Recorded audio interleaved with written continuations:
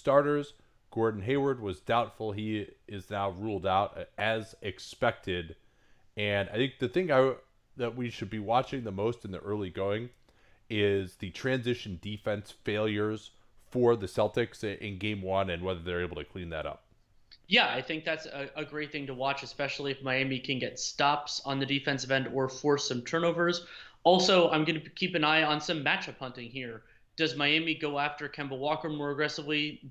Does Boston put him in a different place defensively? And then can Boston do something that they have not done? John Hollinger wrote a good piece on this in particular, and be active offensively, especially late, but also create advantageous matchups because the Heat are not playing five great defenders all the time.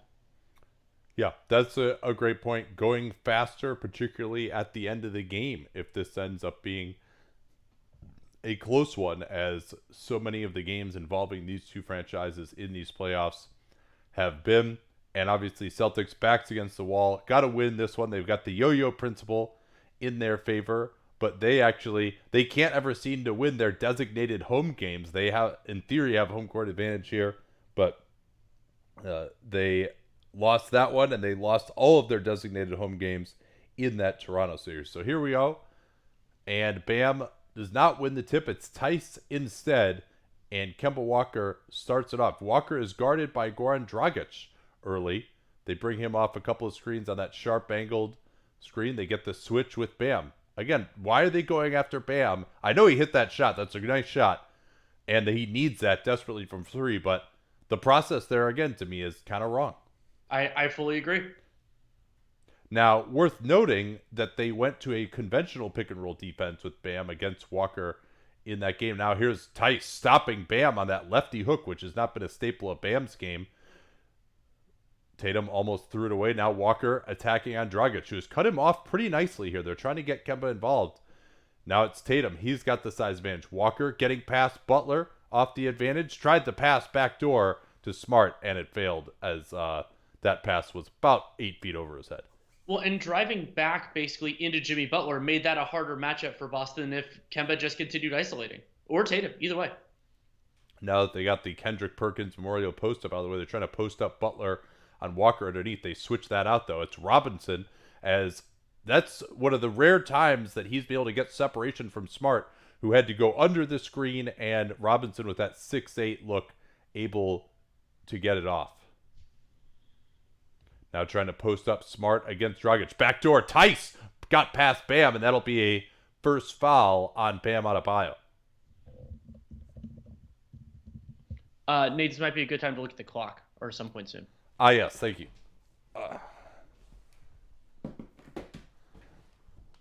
It's actually not too bad, but it'd be good to maybe get a little better.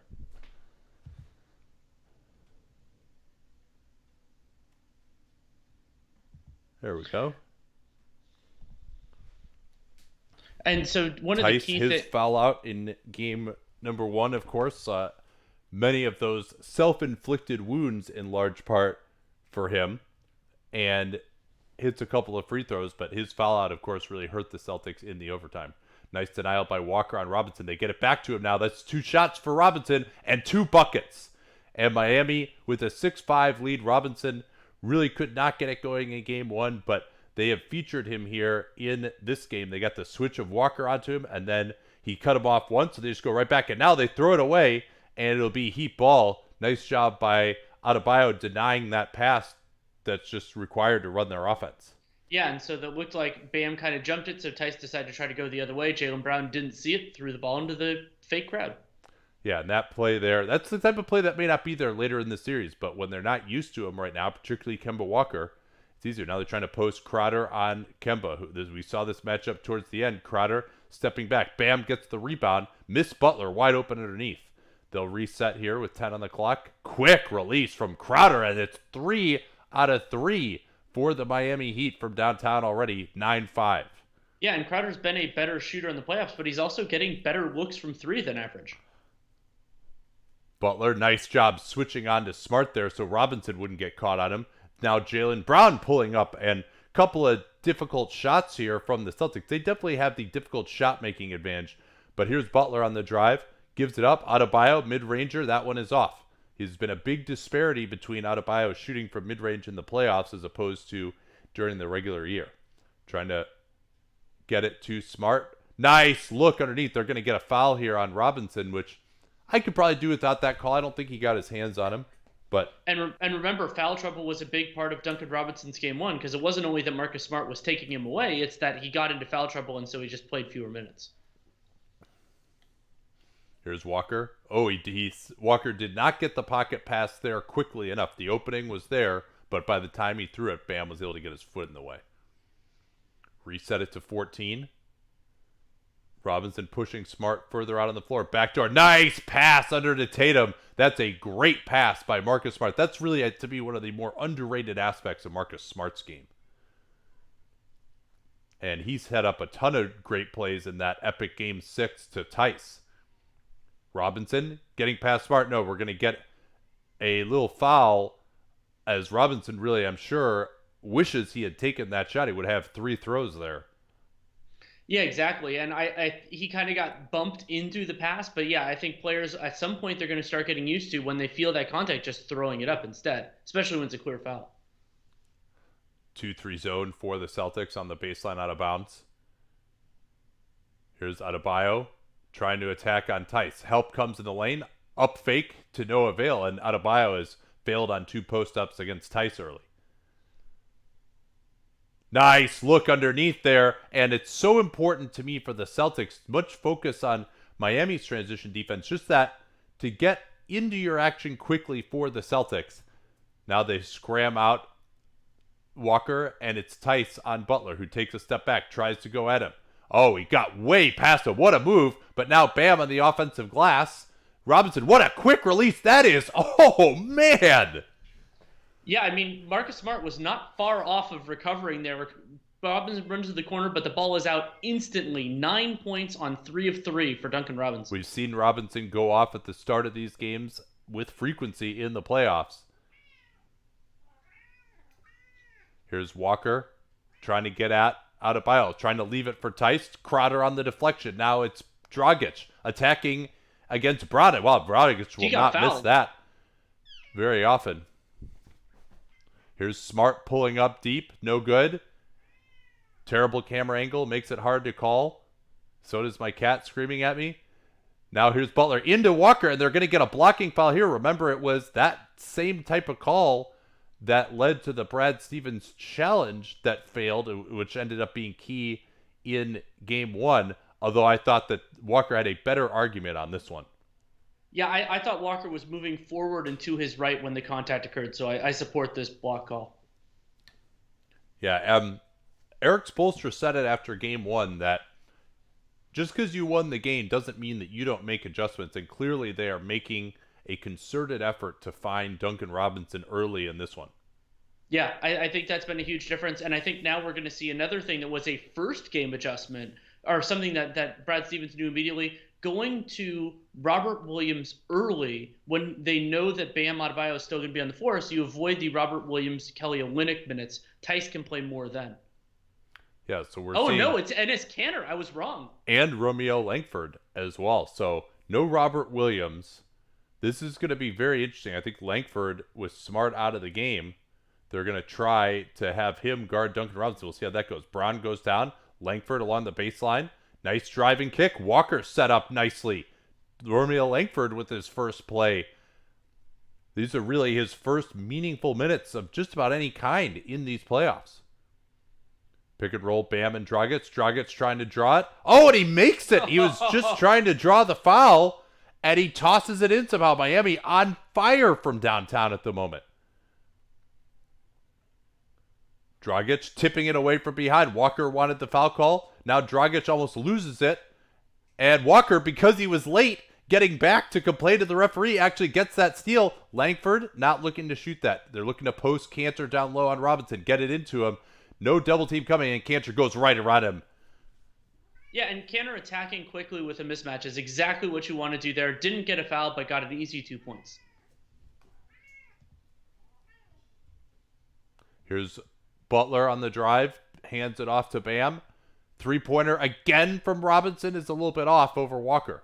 Yeah, it's now 5 of 7 from long distance for the Heat. That's way too many shots for Duncan Robinson already, and we're going to get our first stoppage here in just a moment.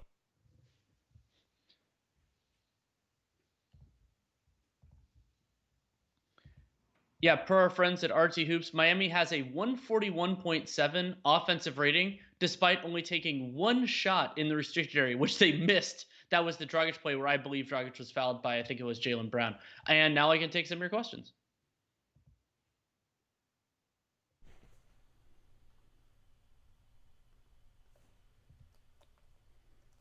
Oh, how's day going? Well, I mean, the biggest thing here is that now that the air is breathable again, it is much better. I mean, can actually do things outside. That has been a wonderful benefit. Oh, that's a good one. For what is Marcus Smart's contract situation? I'm going to look it up to make sure I have the numbers exactly right. And for whatever reason, Excel is being super slow, but I can still get there. I got it for you. It was 4 years, $50 million when he signed it. I believe it's pretty close to flat. I want to say. Yeah, yeah. So he has one after the season. He has one more year, 14.3 million, and then he will be an unrestricted free agent, absent an extension in 2022. Wait, sorry, that would mean he has 2 more years then. Why is my sheet being all bad? Yeah, well, he has two more years left, and the extension. I mean, this is interesting because the extension would be built off of a number of 14.3 million. If they bumped that up by 120% and gave him 3 more years, which is what they could do, would he take that? I mean, I would very much consider just offering him the largest extension that I could if I were the Celtics this offseason. Yeah, I think that's a really good idea. Will Duncan Robinson get the max? So worth noting that the max for Duncan Robinson, because he's so early in the league, would only be the 25% max. He'll be a restricted free agent in 2021. I think that's probably a little bit rich, but I wouldn't be surprised if he got particularly close to that, depending on where the cap ends up that year. Yeah, report on Twitter that Romeo Langford actually is now being looked at by the Celtics medical staff. He did pass up a 3, but it's going to be Semi Ojeleye in now for him. So we'll see what the matchup is going to be on Duncan Robinson coming out of the timeout.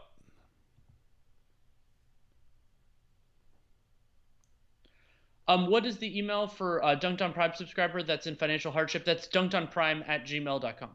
Thank you. What do you think the Celtics big man platoon looks like next year? Tice, Robert Williams, Grant Williams, and maybe just like one other person who maybe checks a different box, but I think those 3 will be the primaries.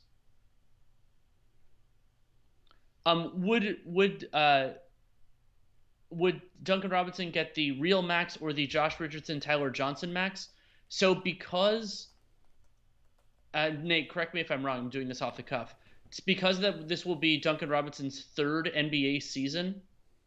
He'd be under NBA contract because he signed that one at the end of last year. He will not be Arenas limited, and thus a team could sign him to the straight up max, 25%. What, you're talking about next Duncan year? Robinson, yeah, in 21. After next year, yeah. Yeah, I believe that is correct, yeah.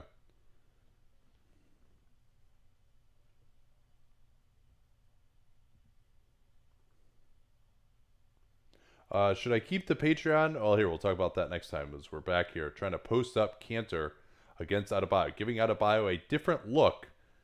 Let's see how Adebayo does here. He doesn't do a ton of post defense, but Jimmy Butler just comes right down and knocks it away. That was way too slow developing.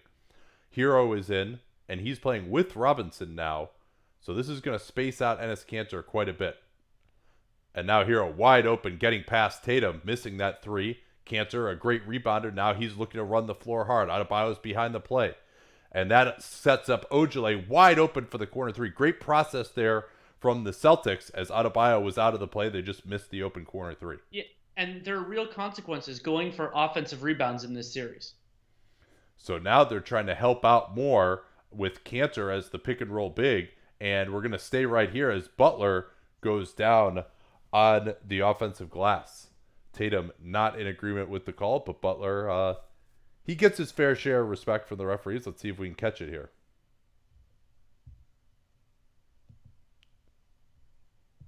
Yeah, that's a play on right there, I think. I agree. And will that be a second on Jason Tatum? This is normally when he'd go out of the game anyway, so. No, that's his first. Nobody has 2 fouls yet. A bunch of guys have 1. So Tice is returning, presumably replacing Cantor. And that's as Adebayo goes out. So that's interesting. I guess they wanted Cantor matching up against Adebayo. And Olynyk is not a good matchup for Cantor. Robinson closed down by Brown. Butler, quick three-pointer. That's off. Rebounded by Tice. It's not the fourth quarter, Jimmy. Walker off this transition screen, shut down. Going at Olynyk now. This is an advantage matchup. Good job by the Heat recovering, though. Brown against Robinson, going to the mid-range pull-up. Good defense by the Heat that time. Now it's Butler against Walker. They might have to load to him here. Instead, Butler gives it up. Robinson, nice job by Brown getting through. They're going to go right back to it, though. There's the gravity of Robinson, and it's going to set up Butler's layup. But he blows it. He went too hard for the foul and didn't worry about actually making it. Now it's Brown into the post. Celtics really making more of an effort to run themselves here. Smart eluding Crowder? Yes. And Marcus Smart has just really worked on that sidestep move from 3. And that also really started from the Heat sending extra help to Duncan Robinson, extra attention, and then Marcus Smart open above the break.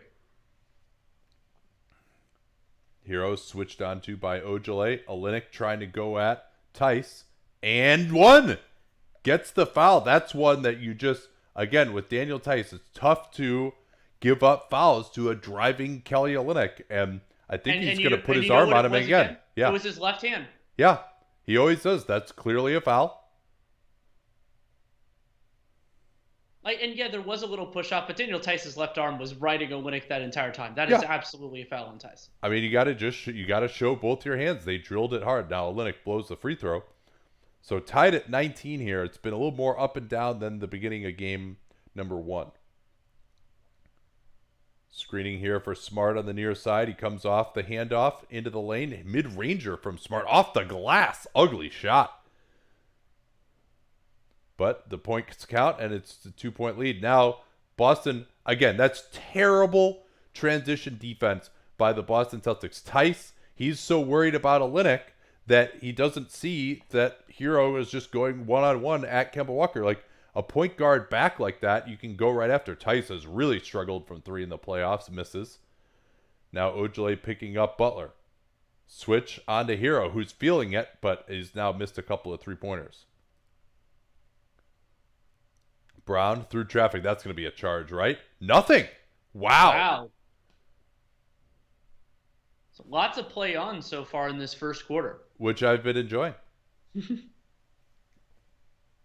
Yeah, I don't believe that necessarily should have been a charge, but it seems like it's often called that way, to be sure.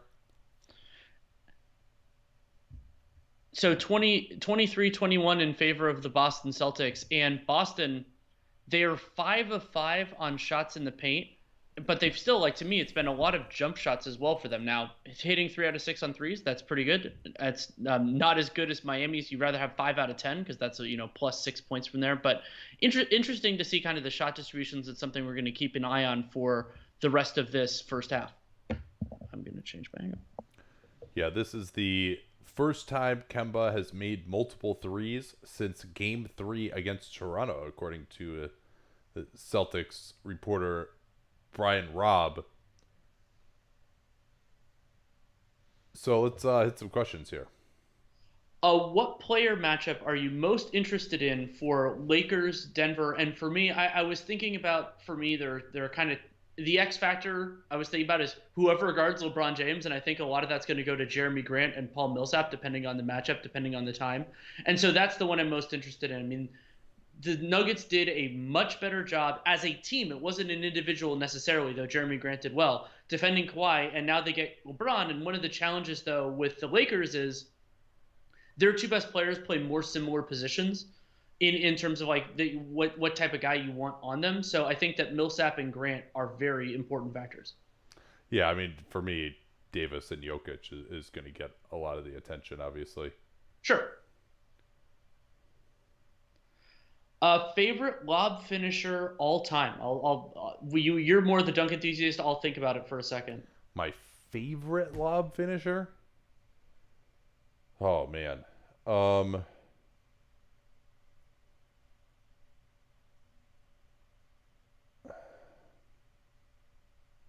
Vince Carter has got to be up there. I mean, Derek Jones Jr. has got to be up Yeah, there. Blake For sure. Griffin is the first one that came to mind for me. Probably, I mean, DeAndre Jordan, too. I mean, that's Oof. another one. Um, oh, yeah, to answer the question about the Patreon, I mean, that's still a great way to support this show.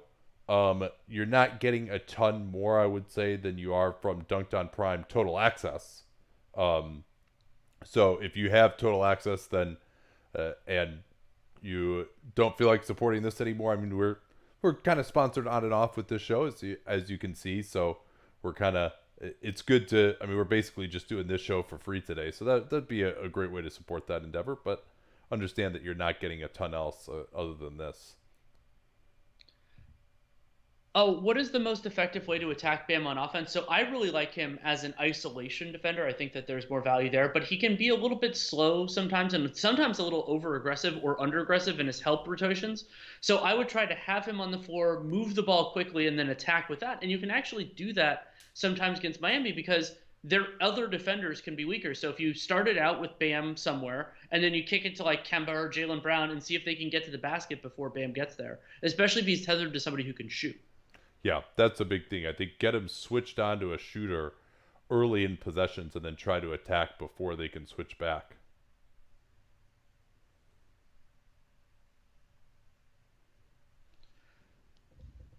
All right, we're back here with Iguodala in the game. Butler is out. Dragic is back. They try to keep one of those guys on. They barely get it in to Olynyk. He's going to go against Ojale now.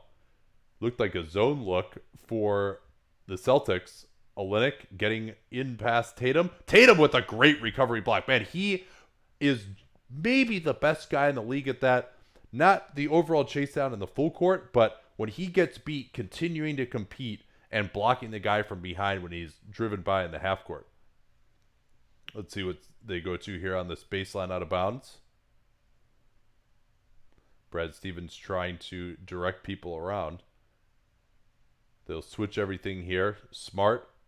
Now they switch on to Duncan Robinson. Gets past Tice. Jacks it up and hits again. Not good enough again by Tice, that's though. the versatility of Duncan Robinson's jump shot. It's not just a single thing. He was moving forward there. Beautiful play. Now it's Ojale out of that flex action. Pumps underneath. Stop from behind. Duncan Robinson got him. Now Hero in transition along the baseline. And Smart got him. Bad foul by Marcus Smart, who needs every one of those. Yeah, and Tyler Hero, I've been more impressed. I mean, obviously his 3-point shooting is impressive, but the depth of his game inside the arc, and he is a more confident, stronger finisher than I anticipated for a rookie who isn't necessarily built. Yeah, and that's something that he's actually improved between the regular season and now.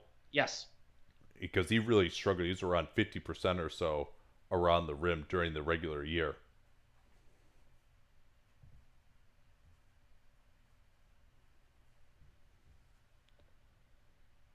Couple of free throws for Hero. Bench heavy unit right now for the Celtics. Smart finding Tatum. Stop from behind again. Iguodala got a hand at it. Now it's Hero attacking Smart. Smart did not want to foul. Hero missed the layup, though. Now the Celtics can come right back. Wanamaker, not the same transition force as Walker. Pick and roll at Olynyk. Double teaming Tatum. Tatum trying to draw the foul, and his theatrics do, in fact, merit the whistle. Yeah, and so while I think that's only Miami's third foul of the game, it's their first within the last 2 minutes very early, so the next foul is free throws. Yeah, and so with this unit on the floor, trapping Tatum in the pick and roll isn't nearly as dangerous for the Miami Heat. Iguodala on Tatum. Smart closed down nicely by Hero. They'll swing it back. Nice job by Tatum getting past. Nice floater. Nice no call. Nice play all around there by everyone. Yeah, I mean, that might have actually been a passing crash, but I think they should just not call that. Olynyk just falls down for no reason against Tice. Good no call again. Loving this refereeing so far in this one. Hero attacking Smart. Smart shows his hands, then bumps him on the side. What a shot from Robinson. If Robinson hit that shot, it just would have been over. He did not, however, and now Tatum working into the mid-range. Nice drive. Lefty scoop goes down. No rim protection there for the Heat. And Boston has had the better of things in transition, it seems like so far, at least off of misses. Here's Olynyk. That is out there. Ojale with the late close, but the Heat starting to go a little bit colder from 3 now. Yeah, and Miami now 2 of 4 in the restricted area, but then one of the big advantages they've had is the turnover battle. 6 turnovers for Boston compared to 1, and 4 of those 6 have been live ball.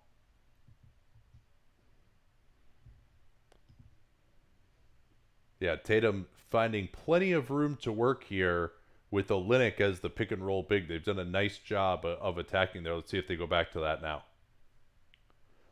Here's Cantor screening. They got Bam back in the game, so they went right back to Cantor. Now Tatum trying to draw the foul, misses that one. And now Tatum is behind the play. He went for a dumb offensive rebound. That's going to lead to Dragic's three-pointer, and he missed it. Lucky for the Celtics that time. Tatum had a terrible play where he went after his own offensive rebound in the first game. Here's Smart, deep 3 on the 2-for-1 against Nunn. And we've seen Celtics go after Kendrick Nunn on 2 possessions in a row here. 6-second differential or so. Let's see what they're going to try to run here. They're going to involve Cantor here, surely, as a defender. 7 to shoot. Here we go. They want to get that side open for Dragic. He goes into Cantor. Cantor shows his hands nicely, but man, Goran Dragic has been money on that shot. Now they want to get Tatum going Boston's ahead. moving too slowly. Yep. Oh, he reversed the attack, and he's going to get fouled. Nice job there by the Celtics as Iguodala, they did not quite have it set up. Iguodala was ready for him to use the screen, and Tatum rejected the screen and got into the lane. Nice play. And even though he did get fouled in time, I'd still want to see teams move a little earlier on that, because if they hadn't, they wouldn't have had a chance to force help and then get an open shot. Yeah, either that or a potential offensive rebound, because the other team can't call timeout. It's not like the end of the game and advance the ball if they get it. Tatum misses the first free throw with 0.9 left.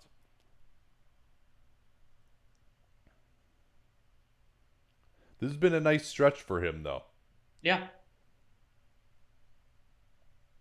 They get it into Hero, and Hero with solid buzzer clutch right there.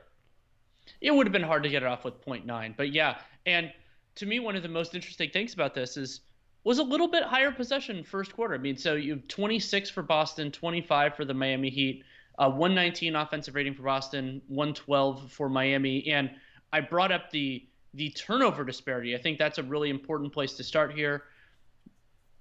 Boston with 6, which means that they turned it over on 23% of their possessions, and Miami just 1, so just 4% of theirs, and not really many offensive rebounds. So the possession game going in favor of Miami early, but it's been really the 2-point shots. Miami is currently shooting 25% on 2-pointers in this game. Yeah, and you see it below you, of course, 78% true shooting for the Boston Celtics and only 50% for Miami. And for reference there, your league average is about 56%. So that's a major win for Miami to be in contact here, despite Boston shooting it so much better. But as you mentioned, they got to have a little bit better offense from 2-point range. I mean, what is their shot distribution looking like, Danny? Miami? Yeah. 2 of 4 in the restricted area, 1 of 6 from floater range. Missed both of their mid-rangers, so 0 for 2 there. 7 corner threes, 2 of 7, 4 of 7 above the break. Do this question from Chris S. Dan Lebshard said on Zach Lowe's pod that the Heat believe Hero has the potential to be better than Devin Booker. Do you see it? I think it is a possible outcome, but not a likely one. Devin Booker has improved so much as an overall offensive force. At first, some of that was it's a combination of on ball and off ball, so that would be impressive. But I'm not going to say it's impossible. It's just not something I would expect. But I believe it's impossible. Okay. Because Booker just has so much more size than him. Like, Hero, to me, is never going to be a great isolation creator. That's interesting. I think he could. I'm not expecting it to, obviously. Yeah. I mean, Devin Booker is fabulous, and he was, on the fringes of my All-NBA consideration even at this point in his career. And also, Devin Booker is getting better. Like, it's not like he's, 26 chopped liver or Yeah. anything like that. I mean, Hero is have to get much better as a passer and much, much better as a finisher. He does at least stop guys on a better. He's better at it than Devin Booker is there in terms of his effort level and overall defense. So, but no, I don't think Tyler Hero will ever be the number one guy on a good NBA offense. This is an interesting one from the other Darius. Whose three-point emergence is more surprising? Former teammates, Marcus Smart or Jay Crowder? My instinct is Marcus Smart, considering where he was, and I mean, some of it was also just improving his shot selection. And with Jay Crowder, like, he's been a capable shooter at other times in his career, and these looks are more similar to back then. Yep, I agree. Smart had never really been a shooter. He's really worked at it. Crowder had at least done this before.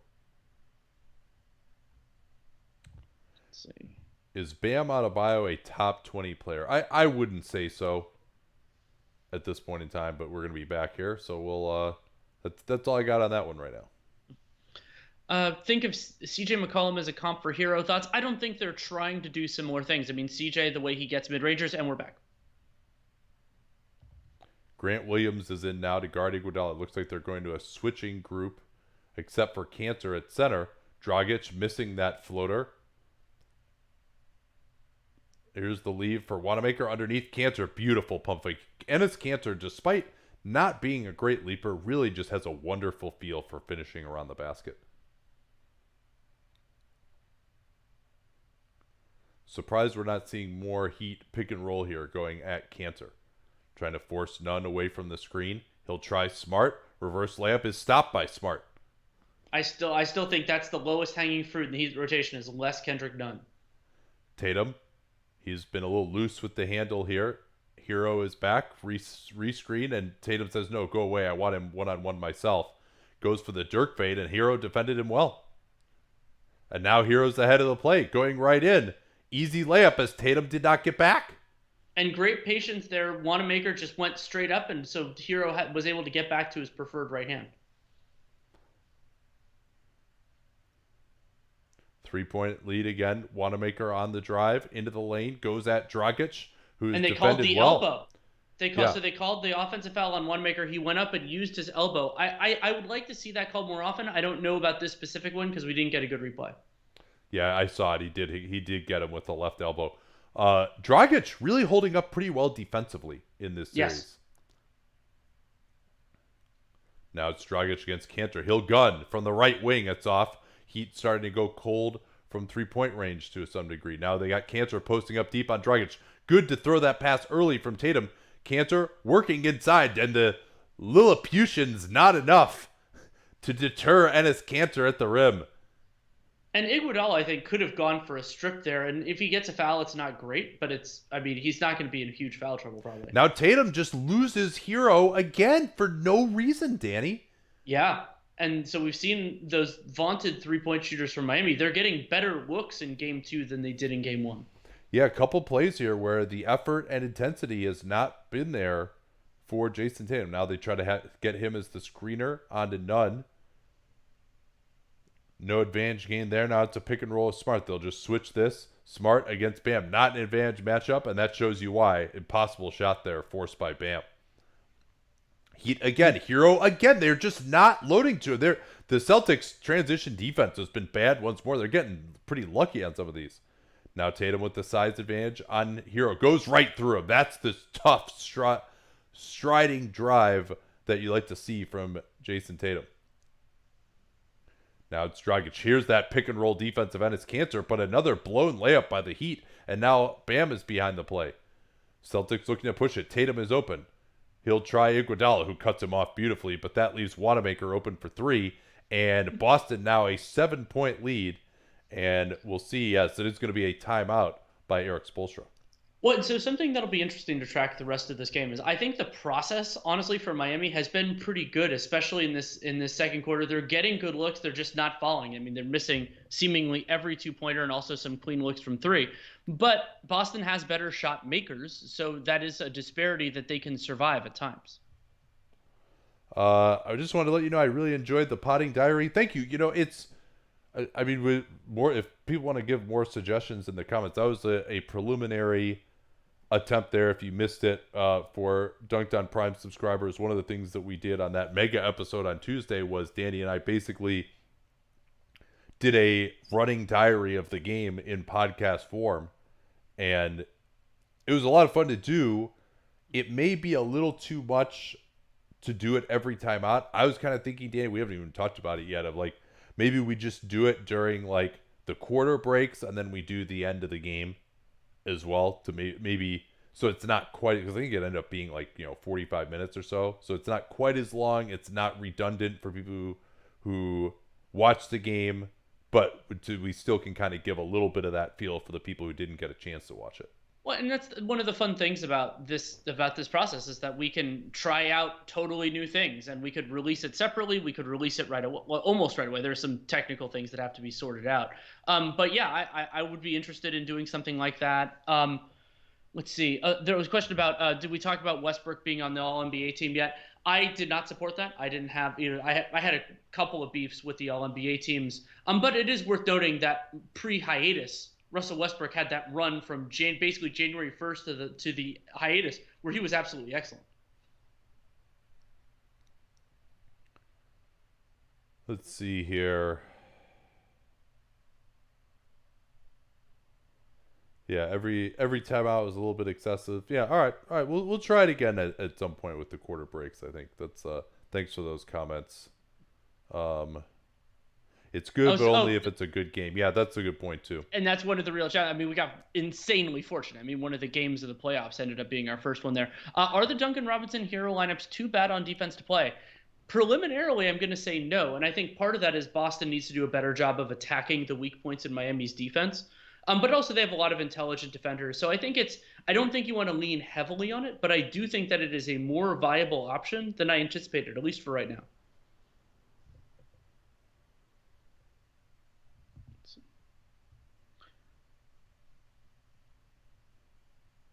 Do we have a schedule that we post for the NBA cast? Yeah, we have a calendar. It became a little. We'll have to kind of sort it out a little bit because we didn't have a schedule for the conference finals until very recently. So we'll have to square it. But yes, we do have a public calendar, and we tweet out the link when we can.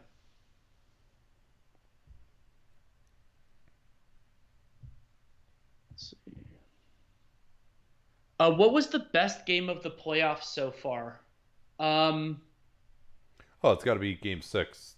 Toronto, Boston. Game 6, Toronto, Boston. That was absolutely excellent. I mean, game 7. I mean, we've had a number of classics. Game 7, Utah, Denver was awesome. Game 7, OKC, Houston was awesome.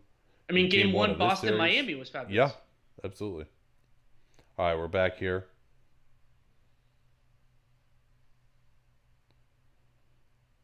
Grant Williams is now in there hiding Cantor on Iguodala.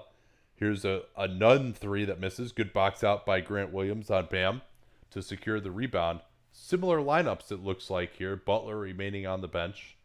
They want to get Tatum down into the post against Hero. Hero is the primary matchup on Tatum. They go under on Wanamaker, and he makes them pay. His three-point shooting, he's one of the most improved shooters in the bubble I've found.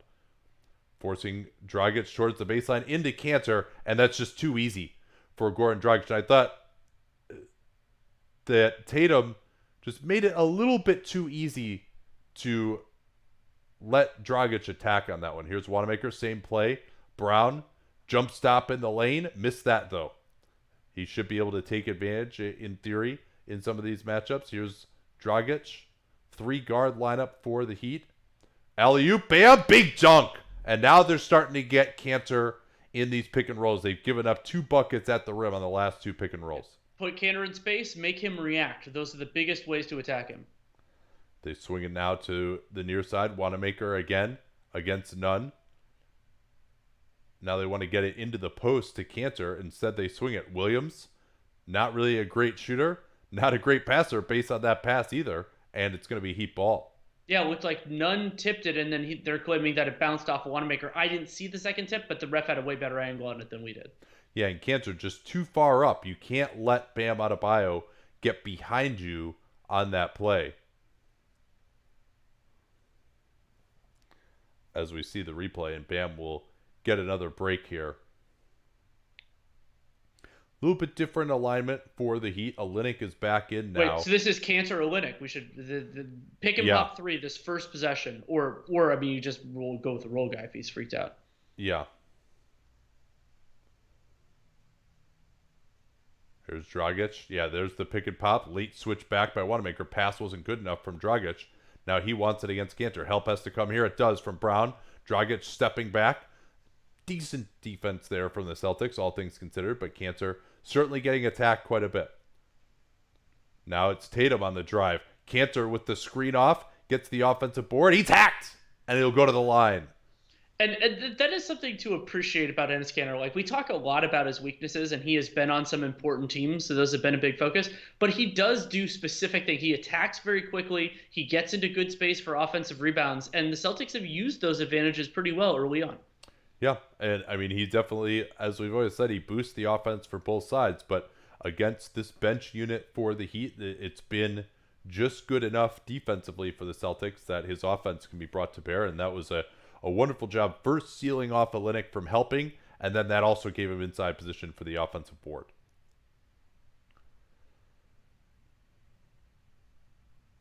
Butler has returned. He'll be guarded by Jalen Brown. Walker is back also. They'll switch this action up top. Here's Olynyk going to try and drive, now handing off. Butler into Cantor, and there's that pick and pop. And what are we going to get? I think a travel on Jimmy Butler. Wow.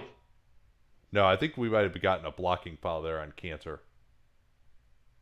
Yeah, you're right. You're right. Yeah, the foul is what caused the travel, and they called the foul. What do you think of the decision to put in Cantor rather than Rob Williams? I think Williams is a better fit, but Cantor did well. I thought he did better than I expected. Here's the 2-3. Butler cutting along the baseline. Robinson eluding Brown. Oh, man, they are dodging bullets there. But Hero right there. It was Butler who kept it alive on the offensive glass. Seems like Boston is really outplaying the Heat, but kind of shooting themselves in the foot quite a bit. Here's Walker going at Olynyk. Hero trying to recover. They'll swing it. Here's Brown on the drive right down the lane. Olynyk, I thought, was moving when he jumped into him. Here's Walker, missed three, gets the rebound. Mid-ranger, bucket. And that's not good enough from the Heat defensively to let those long rebounds go uncorralled. Now it's Jay Crowder trying to draw the foul. Another fall down. He's way behind the play. 5-on-4. Walker attacking into the lane. Right past Butler. Layup is good. And you can see the difference with not having Bam Adebayo on there. There just aren't as many angles for Miami to block and deter shots. Yeah, and with Crowder out of the play, falling down, trying to draw the foul, Walker goes right to the rim. They're trying to post up Crowder underneath here, and instead it's going to be Butler on the drive, but at that time he did walk. No, they actually called that as a foul on Jay Crowder. He pushed Kemba Walker out of the way, and they called that as foul. Thank you. It can be hard to track, especially because we don't have audio. Yeah, that is a great finish from Walker as they're showing. Heat in their 2-3 zone for the first time today. Underneath, easy layup for Smart. That's not good enough at all. Well, and that's something I love get about. A timeout here. So a way to attack a 2-3 zone is to get a guy about to the free throw line and force the center of the three to attack, and then if you can slip somebody in somewhere else, then you're going to have that angle. I've loved that against the 2-3 and Marcus Smart in exactly the right spot. The other thing you'll note there is the Heat allowed the screen to be set on the outside of one of the guys at the top of that 2-3. And once that happens, then you have Kemba going into all this space, and you're essentially forcing the Heat to make a decision where you've got three guys. You've got the guy in the dunker spot, you've got the guy in the corner, which was Jalen Brown, and you've got the ball handler between two defenders. And so Hero's stuck with the guy in the corner. Olynyk stepped up, and there's no one to take that guy underneath and Smart. So if you're Miami, what you kind of need to do is force that guy into the middle to go in. If you're going to set a screen, force him to go in between those two defenders at the top, and that way your defense has a little bit more integrity. If you let the guy get around that guy on the baseline or going towards the baseline side, then it's a little more difficult, and you get that 3-on-2 on the left side of the floor. From Glenn Simonson, is Kemba Walker a more valuable player than Kyrie?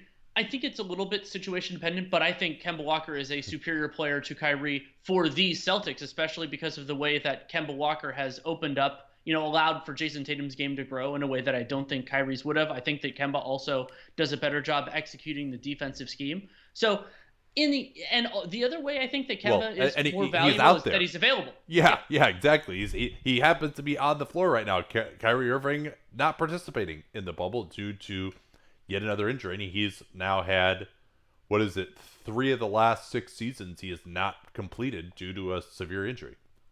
From Steve Wren, favorite player in the series. For him, it's Marcus Smart. For me, it is Goran Dragic. Not only because I'm a lefty, but because one of the things, and I nearly brought this up on that play, that Goran Dragic does that I think every young player, whether you're athletic or not, can learn is exactly how much space horizontally and vertically you need to get your shot off. And Goran Dragic is just unbelievable at knowing, okay, if I'm doing a lefty layup, this is how much space, and then he creates the space and then finishes. And it is spectacular to see somebody who is now more limited athletically than he ever was still be able to do that regularly. Yeah, one comment on the game of the playoffs, the Luka buzzer beater game was unbelievable too. I mean, I'd say with both of those teams now just improbably eliminated with the I mean, I still can't believe the Clippers are out. That's just so insane. But yeah. It's that was a great game though.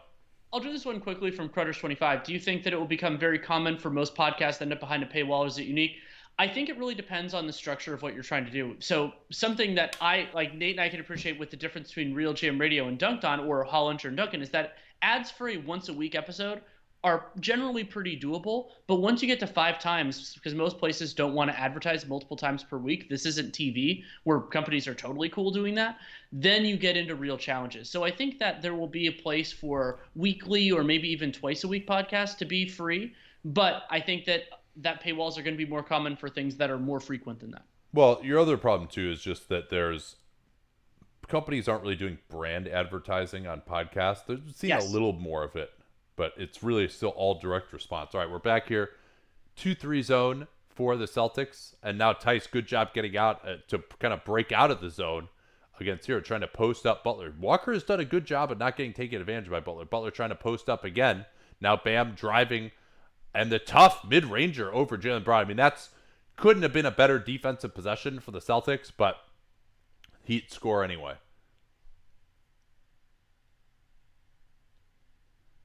Brown, who hasn't done much offensively in this one, trying to get Walker set up here out of the corner against Butler. They'll switch this. Tice trying to create space inside. Walker stepping back on Bam. He's scored on him a couple of times now. That a long 2-pointer. Now Duncan Robinson causing the Celtics to switch on the perimeter. Hero attacks. Good help from... Oh, not good help from Tice. He fouls again. That damn troublesome left hand of Daniel Hot Tice commits yet another foul. Yeah. And that is only his second, but when you consider how preventable both of those fouls were and how his propensity for committing fouls, it could end up being a big problem. Yeah, well, he's basically still on pace to foul out, so... That's true. Here's Bam getting into the lane. Good closeout from Walker as Bam's pass wasn't good enough for Robinson. Hero. They swing it. Oh, Robinson just rejected by Walker. He'll accelerate, and he gets the finish with the beautiful Euro step. And this is now a 15-point game. Yeah, Celtics definitely capable of blowing teams out. We saw that in the Toronto series. Here's Butler. Nowhere to go. Tatum on the bench right now for Boston. Nice there. That's the first time as Butler blew another layup. Man, Miami, how many layups have they missed in this first half? It's been awful. They get it back to Walker against Bam. Heat trying to show some bodies at the elbow. Stevens, they want to go at Hero. Deep 3 from Walker. He's never been that great at those deep threes. Here's a 3 from Hero in transition. And the Heat have missed their chances to take advantage, and now Butler with a needless foul on the offensive board. So to follow up on something you just said, the shot chart is saying that Miami is 6 of 10 in the restricted area, but 2 of 8 from floater range. So some of them might be logged as being a little bit outside of the restricted area. Yeah, I guess if you look at the shot plot, maybe we can see that rather than the shot zone. Yeah, there are a bunch of misses on the right side just outside the restricted area. Yep. So Boston by 15 and a chance to give us more here. Tatum has returned to go back to the starters. Fake handoff to Walker. Now it's Brown attacking out of Bio. Goes to the mid-range. Yes, Jalen Brown. And 17. I don't expect these shots to necessarily continue going in. They're largely well contested, but in a single game, it just matters that they go in. Yeah, and the Celtics have more options for those type of tough shots than Miami does. Here's Butler pulling up from the mid-range over Daniel Tice. So I think not getting a third foul on Tice will be important here as the Heat in somewhat of a zone look. They're trying to push it further out on the floor. Tatum into the middle to Tice. Walker, pass fake, mid-range. Missed that one. That was great process. Brown runs it down. Somehow Tatum tries to throw it off. Now it's Walker. Tatum attacking almost traveled. Now he wants Butler at one-on-one. Instead, it's Brown. He'll get to the mid-range. Yes, Jalen Brown. That's a huge swing. Not a transition look for Miami. Instead, it's second chance points for the Celtics. Here's Wanamaker. Wow, he was he didn't have any kind of an ankle on Robinson, but he's a little quicker than him, thankfully. Yeah, and so able to recover and knock that out. I thought that Duncan Robinson was going to be able to turn the corner and maybe not get a layup, but get a help response and then get a wide open look. Yeah, and you saw Jalen Brown, after he had just hit the mid-ranger, calling for it from Tatum, gets it, and goes right at Jay Crowder. Now they want Robinson on the weak side, coming off a couple of screens. That's a good look. Can't get it again. The Heat missing from three now. They started off so hot. We should look at that during halftime of like what it's ended up being in terms of the splits from early on versus now. Walker gets Bam onto him, tries to drive by. He's got Smart in the corner. Good closeout from Robinson. Smart right back. Beautiful offense. And man, Walker has missed a couple of chances on good open looks himself here. There's a Celtic behind the play here. Bam. Now Robinson. Closed down beautifully by Smart. I mean, the other thing that you young players really have no understanding of is you'll see how often on defense you'll see defensive players, whenever a guy puts a couple of hands on the ball and he can't dribble anymore, they'll usually jump at that exact moment just in case a pass gets thrown to deter it. A lot of times if you're switching and pick and roll or there's a quick slip in particular, that's when being that active, yeah, maybe there's only a 10% chance he throws it, but you're preventing a pass by jumping in that way. What an alley-oop here, but Bam couldn't dunk it down. Is there time for Butler? There is not. Yeah, and so that contest forces a shot clock violation, and shot clock violation means you can't even get an offensive rebound. Yeah, my depth perception was thrown off by the low camera angle. I thought Bam was going to get that dunk, but he was not in position. Heat is not really sure what they're running here defensively. They're trying to post up Smart. Smart going to the fadeaway jumper. And again, they've tried Dragic a number of times and just could not get it. The Smart's fadeaway, it's much more about Smart going for a power move there. Dragic trying to draw the foul. Now gets into the mid-range. Man, he is just so crafty, Danny. Knows exactly how much space he needs for every shot he takes. So let's see if the Celtics can push it to above 15 here at the end. They're going to run it down, hoping to get the 2-for-1. There may not be enough shot clock left to burn for that. Here's Jason Tatum against Robinson. Puts him in the mix. Missed Tice open, but Wanamaker is open for 3 in the corner. Celtics missing a few open ones. They do get the 2-for-1, and I don't think Miami has time for it. Let's see. Dragic is looking for it. Poked away by Wanamaker. Dragic on the ground. They recover, but they do not get the 2-for-1. Still 10 to work with, though. They want Butler to go at Tatum, and they're going to get a cheap foul here on Jason Tatum. And that is Jason Tatum's second. Other players with 2. Daniel Tice, Marcus Smart, Kelly Olynyk. No one has 3.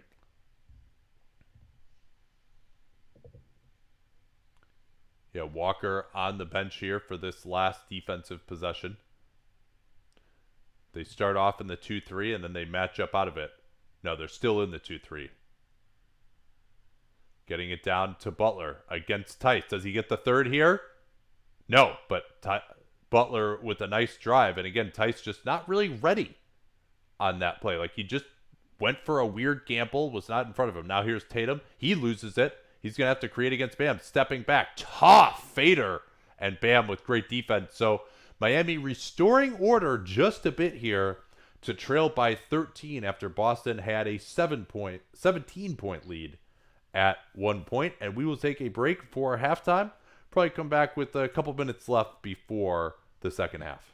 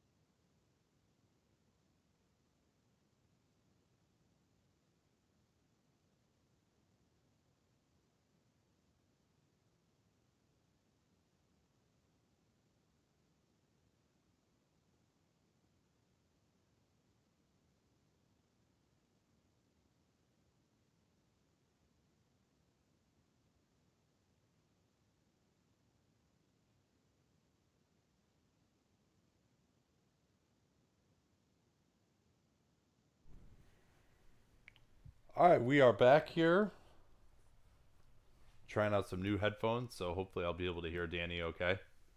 Are you live, Danny? I am. You sound a little bit different though. Yeah. Let me see here.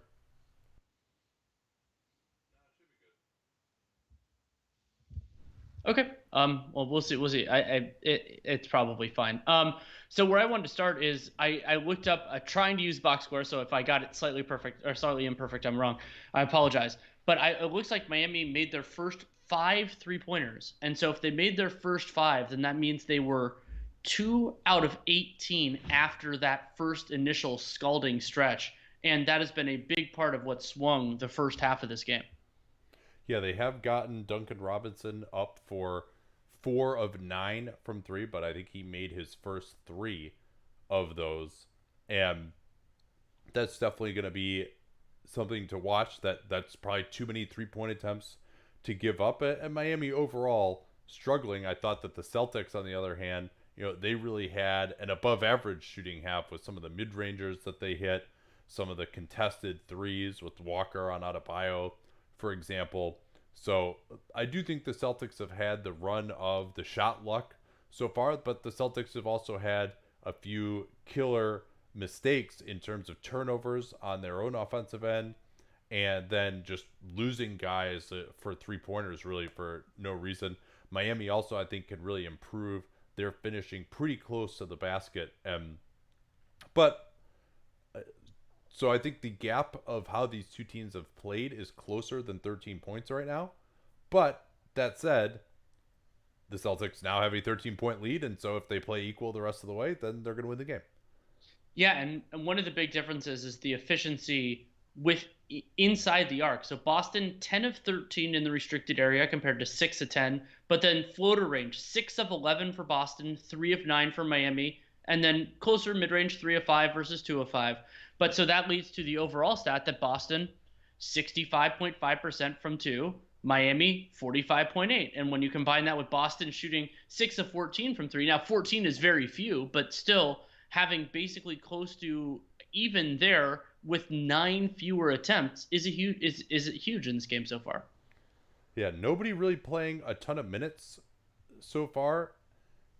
Smart with 19, Tatum, Jalen Brown, both with 18. Walker only 14 minutes in the first. They are saving him clearly for the second half, and they had some nice stretches with Wanamaker out there as well. And then for the Heat, nobody above 18 minutes either. Yeah, and considering these teams played an overtime game just 2 days ago, it's not a surprise that they're going to be more judicious with the minutes. And these teams will play plenty of close games in this series. We don't know if this will be one of those, but it's smart to set the table as if it will be, because then you're ready there. And maybe Brad Stevens gets more aggressive if he thinks that they can end it early and get everybody get a sure win and get out of there a little bit with a little bit more rest. But generally speaking, I think they're going to be conservative there. And we're back.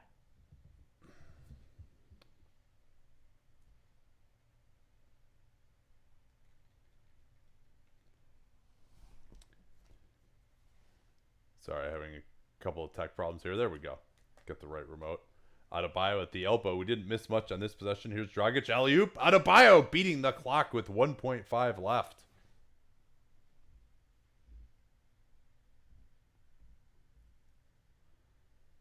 Good start as Miami now going back has scored 6 straight to get within 11.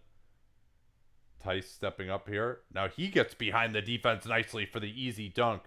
And that's the first time we've seen that, Danny, of somebody getting inside position off the switch, rolling to the rim for a dunk. Yeah, and a nice pass by Marcus Smart there, finding the avenue, and easier to get a seal on Duncan Robinson than some of the other Heat members. Jalen Brown on Robinson, out closed by Walker on Dragic. Now they get looking for Robinson again on the near side.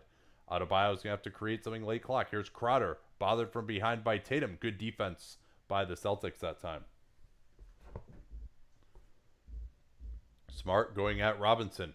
Goes for the hook shot layup as he was undeterred by the gap of Adebayo.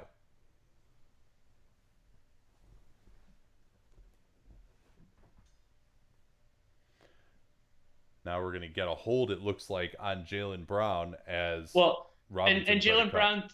Jalen Brown did it right in front of the referee who was standing right there looking at the action. So it's much harder to get away with that sort of hold in that specific part of the floor.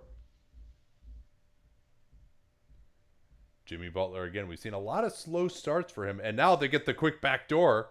Nice help by Tice, but Butler missing that fadeaway jumper. Tice cleaned that up. That should have been a layup. Now they swing it to Walker. He'll attack Bam. Wants to get it back against him. No, they're going to have Smart go at Dragic. Gets him off the jab step, but maybe he could have gotten a better look on that possession. Here's Robinson. Quick move. Tatum to get it back to Robinson. Tice stepping out. Very connected here by the Celtics, but not quite enough as the Heat ball movement was one step ahead of them, and Dragic hitting a three-pointer finally for Miami. Yeah, and Dragic 12 points, 5 and 9 from the field, 2 of 4 from 3. Tatum into the mid-range against Dragic. Draws the foul, and he'll go to the line. Dragic goes down. Apparently got hit by an elbow. We'll see if this leads to a potential flagrant foul review. But, I mean, this is one of those ones where sometimes you get your face in where it doesn't belong, and you're going to get hit in the face with an elbow, and it should be a foul on you. Let's get a look at this and see if this is the case. Yeah, absolutely. Absolutely. And he gets hit with the shoulder. That's should be a foul on Dragic. He's all over him. It's just a normal shooting motion from Tatum. And, I mean, you get your head that close to the guy, and he goes up for a shot. Like, yes, it sucks to get hit in the face, but that should be a foul on Goran Dragic. Hopefully the referees will agree, because I could get upset if they don't. Let's see. I'm going through the different avenues for potential questions. Which team is making more mistakes?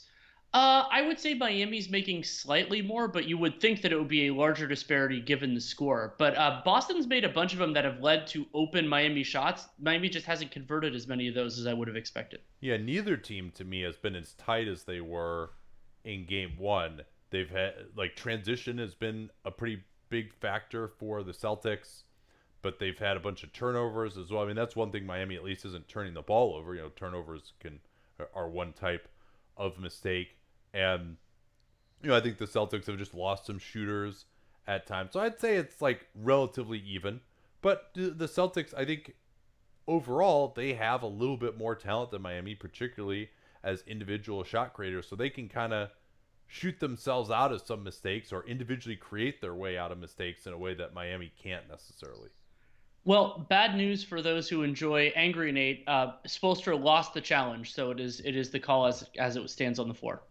Yeah, how many fouls is that now on Dragic? That is 1. So they're fine. Yeah, I mean, I don't like the like if he gets him with the elbow, then maybe go ahead and try that challenge.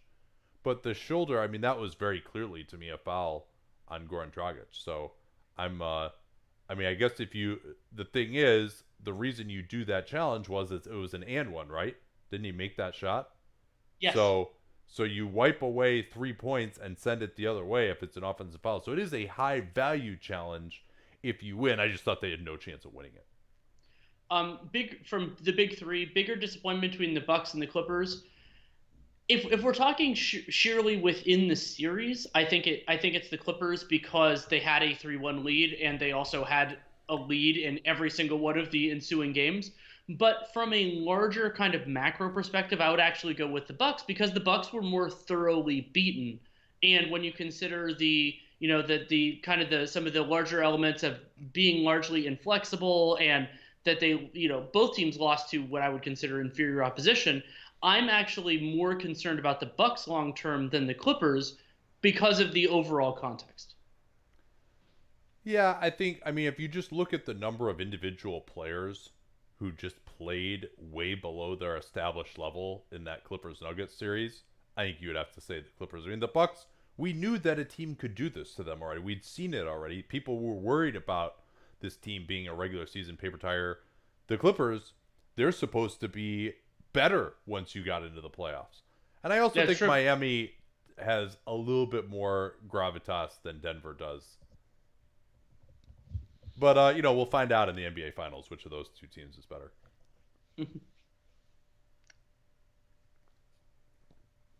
And this has been a very low free throw game so far. I believe this will be the seventh free throw. No, it's the sixth free throw for Boston, and Miami's only taken 5. Looks like Boston extending their 2-3 up on the floor here after the made free throw to try and slow Miami down. They get it to Adebayo at the middle. He just goes to the floater, and Tice rebounding. Tice very springy, as we have noted here in these playoffs. Now it's Walker guarded by Crowder. I think that's a matchup they could look to attack at times. Smart off the screen. They go under on him. Smart rescreen. Tries to go into the lane. Just loses it in an attempt to draw the foul. Crowder with the save. Here's Butler. What a pass as Butler went down the lane, and he'll be fouled. Yeah, that was basically a through ball from Goran Dragic. Ended up kind of splitting 2 Celtics, gets the ball to Butler, and if that pass is any less accurate, it's probably a turnover, but instead it results in 2 free throws for Butler. And I said it had been a low free throw game so far. One of the best ways for Miami to come back in this game is to get Boston in foul trouble, could potentially change the rotation. Also gives you a chance to add points with the clock stopped, and basically ensure that you're going to have a set defense on the other end. Butler, couple of free throws here. 13-point advantage. That's what it was at halftime. 2 screens here for Smart on the near side. Now Tatum coming off instead. Oh, that's an offensive foul on Tatum. Good call. Very good call. It's a moving screen. You can't give offenses the leeway to be able to do something that lazy. Hopefully Tatum is okay, however. I think he is. He's saying that he actually got shoved, which is what created that foul.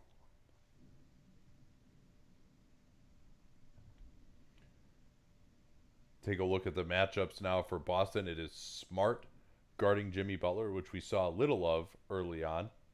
Now they switch Walker onto. They have been okay with that. Here's the Robinson screen on the weak side getting open. He eluded Jalen Brown.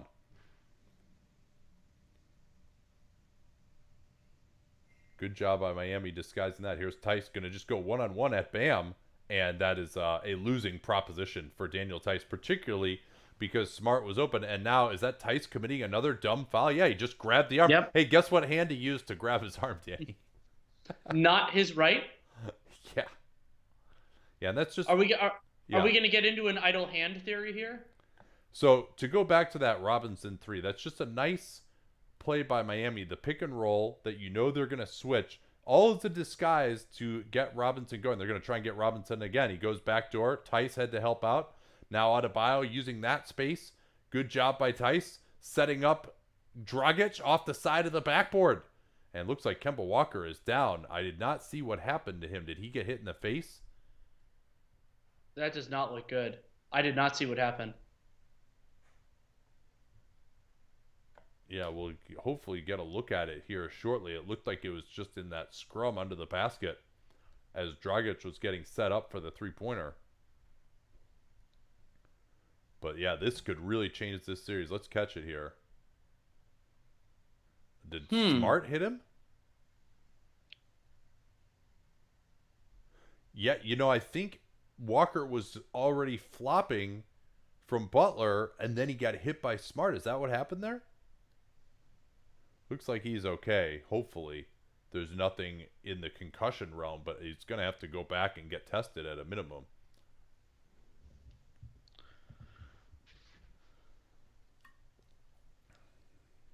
How much has the bubble changed your opinion of Jimmy Butler? Not a ton. I mean, I think that Butler has had some really great high-profile moments, but I think his overall possession-by-possession impact has actually been like that has overstated his possession-by-possession impact.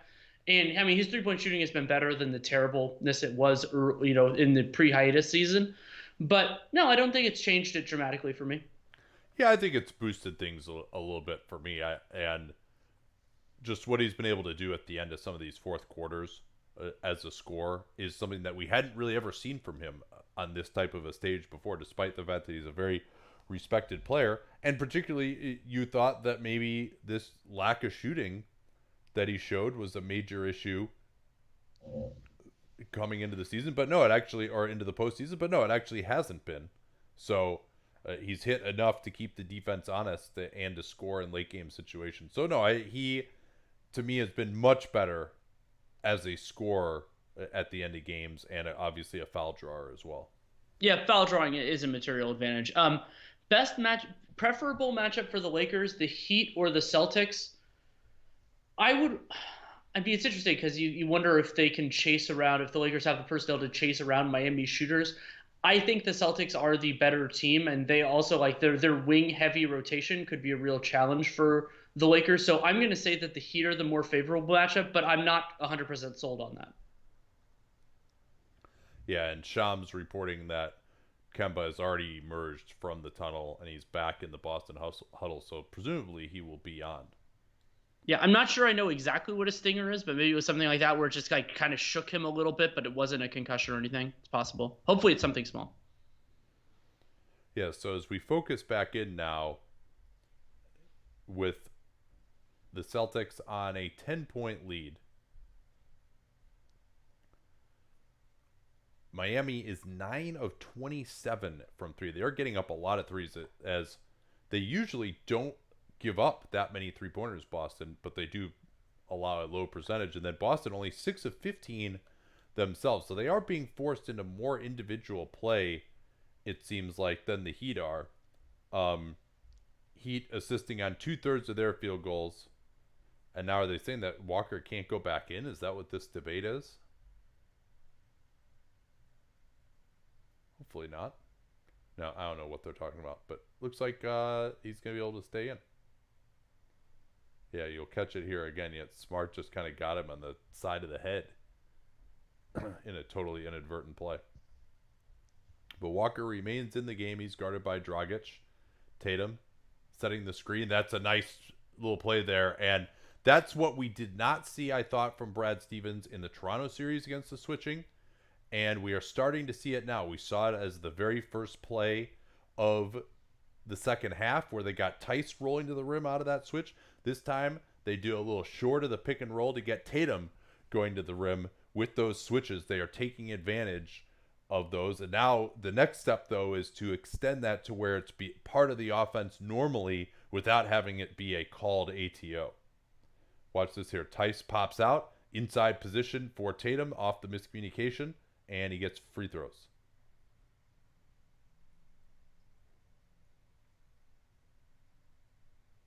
And there was a weird batch of Tatum missing free throws in the Toronto series, but overall he's been making them, throughout his career. Yeah, he did have a 14 for 14 game in the Toronto series, but then those That's true. woes set in earlier, and now another ridiculous flop here by Jimmy Butler. Didn't get a chance to see exactly what happened, but Smart has gotten a couple of those now. Smart saying, I had my arms out. And that's Marcus Smart's third foul. He has 3, Tice has 3, and Tatum has 3. Celtics going to the man-to-man. Smart gets over the screen on Dragic. They screen away for Duncan Robinson. Now it's near side instead. Crowder, mid-range, inside position. Bam! With the big dunk as Tatum was late reacting on the help. Little taste of their own medicine as Walker got stuck behind Bam. That all started with a great screen by Bam Adebayo. Now the Heat going to their 2-3 look. You got the two slower guys towards the bottom of the zone. That's a good place to attack it, is along the baseline. Here's Smart. Inside, Tice, back out, Walker into the lane. Underneath, no, the pass goes between the wickets of Jalen Brown. Yeah, and throwing a pass that hard, that low, it's going to be really hard for anybody to catch. And Tice, I put the blame a fair amount on him there. Jay Crowder shooting a mid-range jumper with 10 on the shot clock. You don't need to step up that hard. Don't let Bam get behind you. Here's Dragic. Floats it up. Bam on the offensive glass. It goes to Walker. Good job by Bam getting back, though, after that offensive rebounding effort. Tatum getting past. No foul. Heat ball. Yeah, I think they're saying Crowder got ball and then went off of Tatum's thigh. Looked like it could have been clean from the angle, but we didn't have a good look at it when the refs did. 10-point advantage here.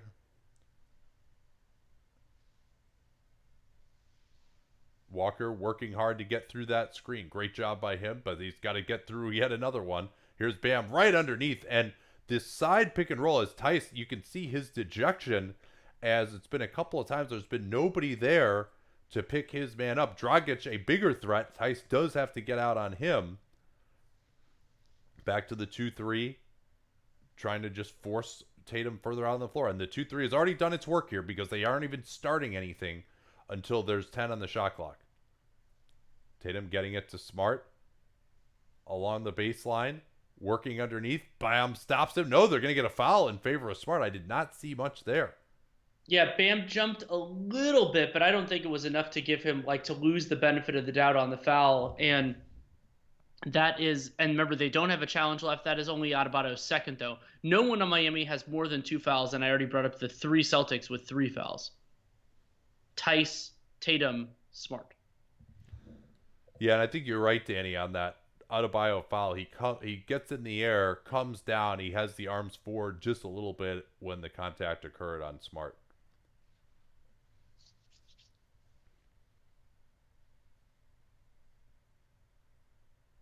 Adebayo, of course, 14th pick in the 2017 draft, and really the skill level that he's shown has been an absolute revelation over these past couple of years.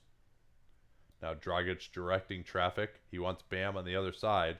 They want to get Robinson involved in pick and roll here. They'll just switch this. No real advantage gained that time. Trying to get Dragic going at Smart, who apparates on the other side of the screen. Oh, nice crossover by Dragic. Help coming. There's the help that Daniel Tice was asking for. Kemba Walker did it. That's the difference. Daniel Tice is saying, hey, on these side pick and rolls, which they went back to again, you got to get someone over here. And now are they going to get a foul on Tice? What's happening here? It looks to me like a shot clock violation. I don't know if the refs caught that was never possessed. Maybe they're saying that Boston had it. Oh yeah, they're saying that Tice has it here, and it's a jump ball. Yeah, that's the right call because Tice has possession here first. That ends the shot clock, and then Bam jumps on him. So this is the correct call. It's a jump ball. Well, though that one was incorrectly called, just like so many, where Bam hit Tice before he got the ball. It should have been a foul on Adebayo before the jump ball. Yeah, they do swallow their whistles on those plays. You're right. So Tice did win the opening tip, and now are they gonna take a look at whether the shot clock had expired or not? I don't believe it had, or just getting a reset here. Yeah, this should be 22 on the shot clock for the Celtics. That's right. If they win it. If Miami wins it, then they'll get a fresh shot clock. And Miami gets it back. Hero has just come on. Robinson. Tice is on him. Great job by Tice getting out there. Here's Crowder on the move. He scores and one. Jalen Brown went right underneath him. Let's see if we can catch it here. Crowder fell down. Jalen Brown is saying I didn't touch him. And Jalen says to review it, although you only get 1 point here because he made the shot. Yeah, Jalen Brown again just lost him. Bad defense by Brown. Was a little worried about Adebayo, but there was no reason for that. Can't really see whether there was contact. Did you catch it, Danny? I think he might have got him a little bit on the forearm, but it was very hard to see from the camera angle they showed. Yeah, but not worth the challenge here with only 1 free throw in the balance.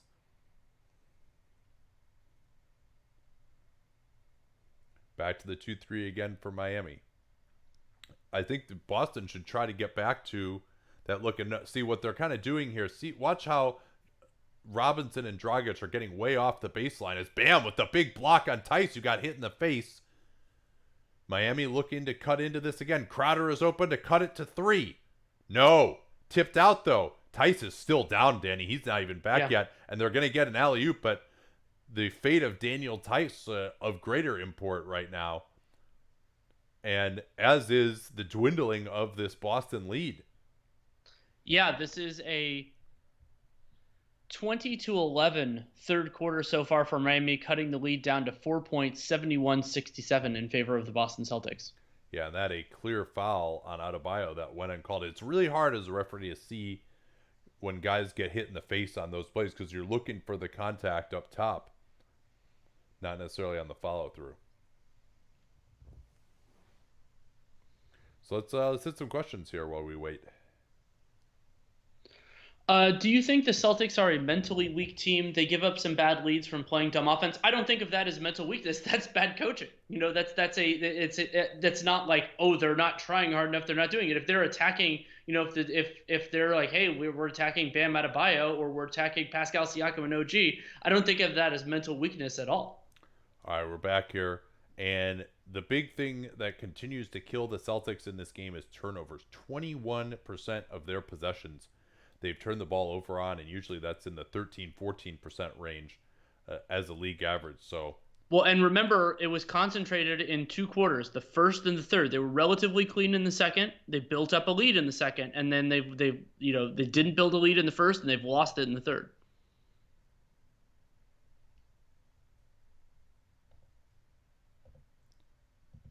So I guess we're not quite back yet. yeah, we got the wired for sound. Now Miami really extending the defense on this 2-3. Cantor is in to go against the zone. Smart along the baseline. Another steal by Crowder. Negligent pass. Miami can cut into it again. Hero on the baseline drive. Euro steps across. Bam again for the and one. And Bam Adebayo. They are having so much success right now, Danny, attacking from the side and then finding Adebayo in the middle. Boston not getting enough weak side help. And you know how much I care about this. That was a terrible foul by Enes Kanter because he didn't stop the basket. He didn't get it strong enough, so it's an and one instead of doing anything. Yeah, I think he was. This is a pretty big whap. I think he thought he was actually going to stop him, but no, Bam is pretty damn strong apparently. Yeah. So this is now a disastrous quarter. It's really been the offense for the Celtics that's fallen apart with only 11 points here in the first nigh on 8 minutes of the quarter. And now you said 11 points for the Celtics. That is 11 points for Bam Adebayo in the third quarter. And it's all dunks around the rim, basically. And again, they're trying. This is a really interesting look. It's a full court zone press look going back into the 2-3. Look how far Duncan Robinson, the baseline man, is up. And that's where the place to attack this zone is. 3-pointer for Walker. They need it. He doesn't get it. But I think they got to get the ball into the corners with their playmakers to get behind the zone with them pushed up so far. Here's Adebayo on that open side pick and roll, and Miami has the lead. Boston has not had an answer for those side pick and rolls. They're getting middle out of those plays, out of those handoffs, and still now look how far Duncan Robinson, he's the baseline man in the 2-3. Look how far up he is, and they are not taking advantage of him at all. They're overwhelming them at the point of attack with too many defenders. Now Tatum getting into the lane, he blows it. Miss by Cantor on the offensive glass. Miami looking to add some more here. Hero wants the pick and roll with Bam against Cantor. That's the right place to attack. Tatum bothering him nicely. They have to go another direction. Lob up. Butler. And that went off the backboard, actually. Wanamaker looking to push it. Heat in that zone again. Walker into the lane. Tough fader goes down to restore the lead for Boston. Yeah, and that wasn't as strong a contest by Tyler Hero. So I mean, you could get to a spot, and the thing about a zone is there are specific places you just need to know where to go and what you want to do. Oh, the nice little, that is awesome from Hero. Did you see that yo-yo dribble that got Cantor to bite and then set up the alley-oop? Another side style pick and roll. That one a little bit more towards the center of the floor. Watch this here, this yo-yo dribble from Hero. That's what gets Cantor to bite. Wanamaker can't get back, and another foul. I mean, this is all just not good enough defense from the Celtics. I mean, you can't be giving up these type of dunks to Bam Adebayo on every possession like this. Yeah, absolutely. And we saw Bam, he was dominant in that game they played in the seeding games, and then offensively hasn't done as much in the series until this explosion in the third. Derek Jones Jr. in right now. They're liking this zone. And interesting that Jones Jr. is in before Andre Iguodala, Danny. Here's Walker attacking. Can't get open. Brown, who's been an afterthought along the baseline of that zone. Swinging out to Tatum. Not looking to take the spot up. He'll drive, and he's blocked by Bam Adebayo. And you know what I think happened there? I think Cantor kind of bumped Adebayo as he was going in. They don't call the bump, and Bam commits the foul. Yeah, you get another look at this beautiful yo-yo dribble from Hero.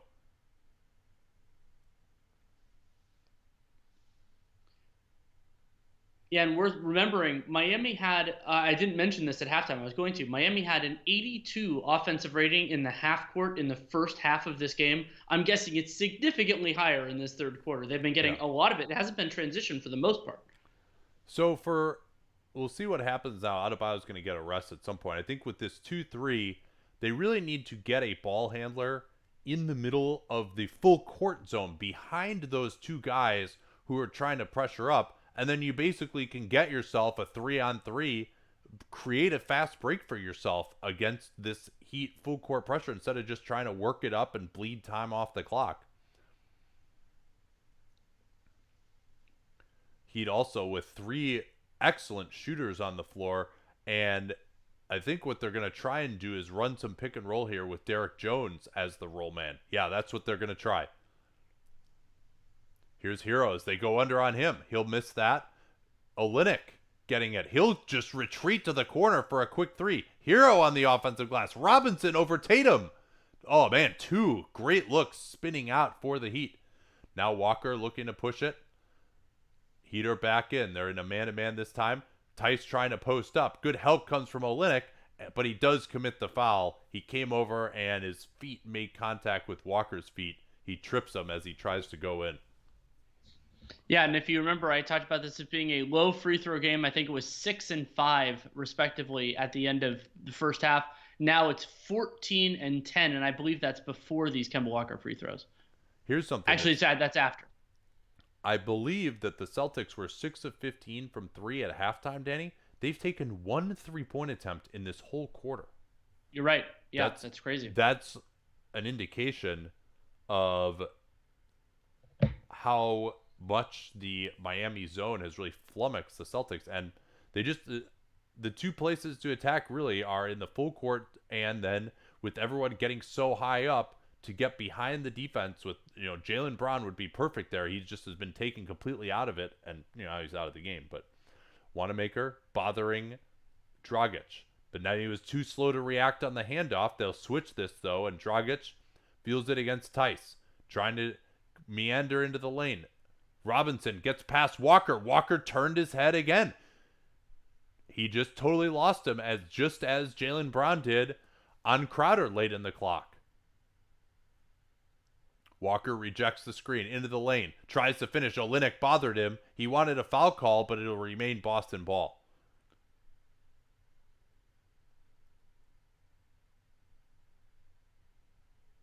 Yeah, and Kemba Walker's so focused on the matchup that he's not even involved in. That's not helping without helping. That's ball watching straight up by Kemba Walker. Duncan Robinson just cuts straight into Dragic's eye line. Tatum jostled a bit, but no foul call. He tries to go through Crowder, just loses it, and it'll remain Boston ball. That's the second clean strip by Jay Crowder on Jason Tatum in the second half, but the first one became Heat ball. Heat back in the 2-3. Tatum gets the spot up look. That's a good look. Second 3-point attempt only of the quarter, amazingly. Hero engaging Tice. Tatum gets a hand on it, but goes right to the Heat.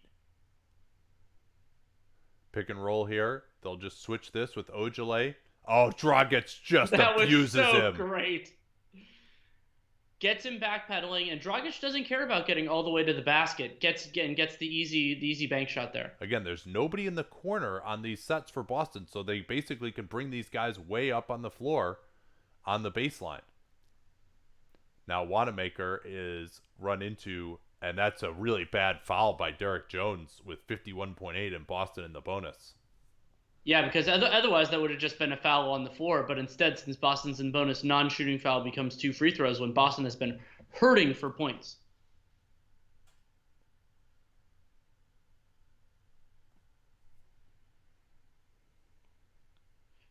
So 51.8, you're gonna try to make it so that you get an extra possession over the other team. I'm trying to do the math in my head. I don't think they can control that. I think it's still too early in the quarter to do that, to decide. No, that. They should be fine. You just shoot with take about 16 seconds. Or oh something. Yeah, okay, yeah, there we go. Yeah.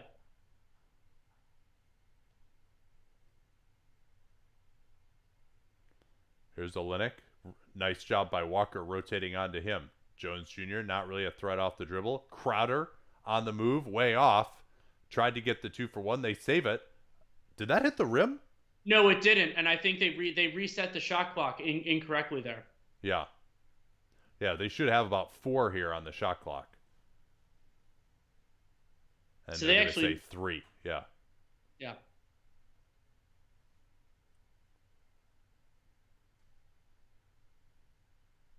So let's see what they can get here. Boston in that 2-3 look again. They get it into Olynyk. He'll just have to gun the fadeaway 3 off the glass. Ridiculous. 82-77, a disastrous third for the Celtics. Here's Tatum. He running back it down the middle. Offensive foul.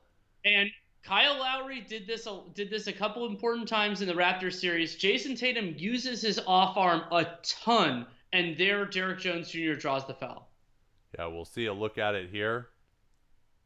Oh, yeah. He pushed twice with that left arm.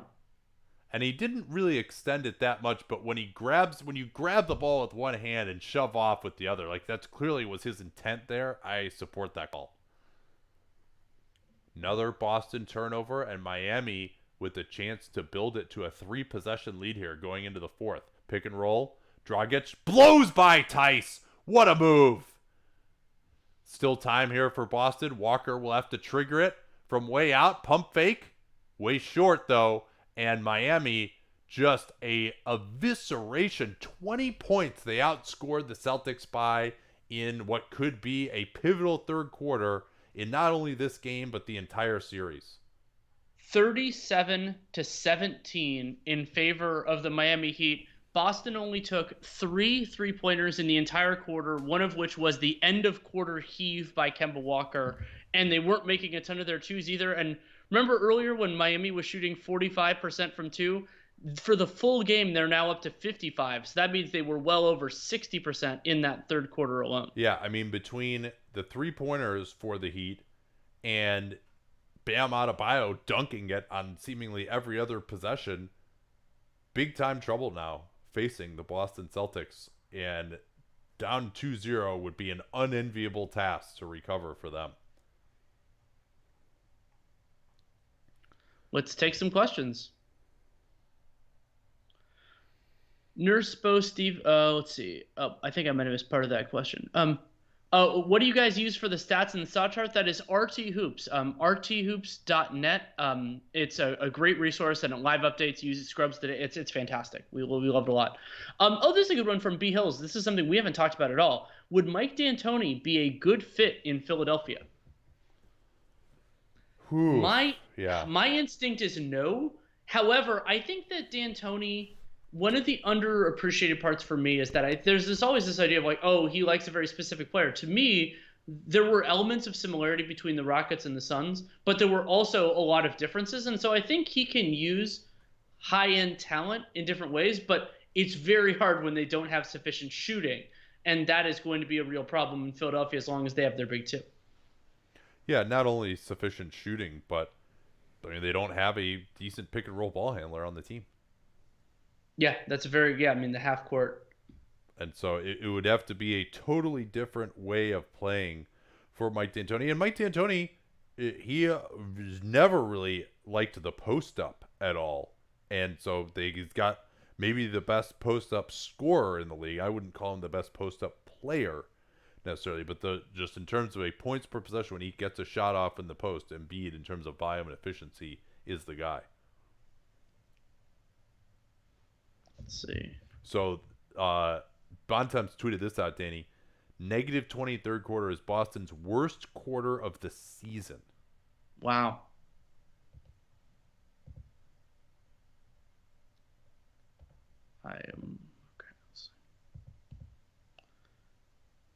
Are you guys from Miami? No, we are not.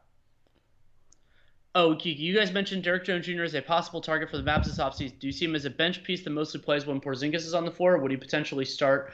I could see him going both ways. I think that one of the valuable pieces about Derrick Jones on the Mavs is that you can kind of use him whenever there's a necessary advantage. And I think he might actually end up being their best wing defender. So then you probably want to start him at least at moments. Though worth noting, one of the things that I've said a few times recently is that just because you have a center that can shoot doesn't mean that you should play a guy who can't shoot next to him.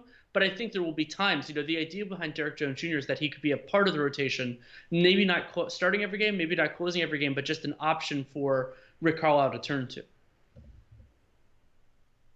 All right, we're back here. Back to the 2-3 for Miami. They swing it. Finally, they get it to the corner. Like, that's where it is, right, Danny? They get it underneath Grant Williams. Now a wide open three from Brown. Can't get it, but that's great offense. If you get it to the corner, now all these guys on Miami have to react. You can get a little drive and kick action going. But it's just teams don't generally throw the ball there. And that's part of why this is working. Now, Smart just goes down, and this is going to be off. No, it's going to stay here for Miami. I don't know how Smart didn't commit a foul on that play. Yeah, he committed a reach when he was on the ground, but I think how he did it was he got ball. I would have loved to have seen a replay on that. And is this a challenge here coming from Brad Stevens? Looks like it is.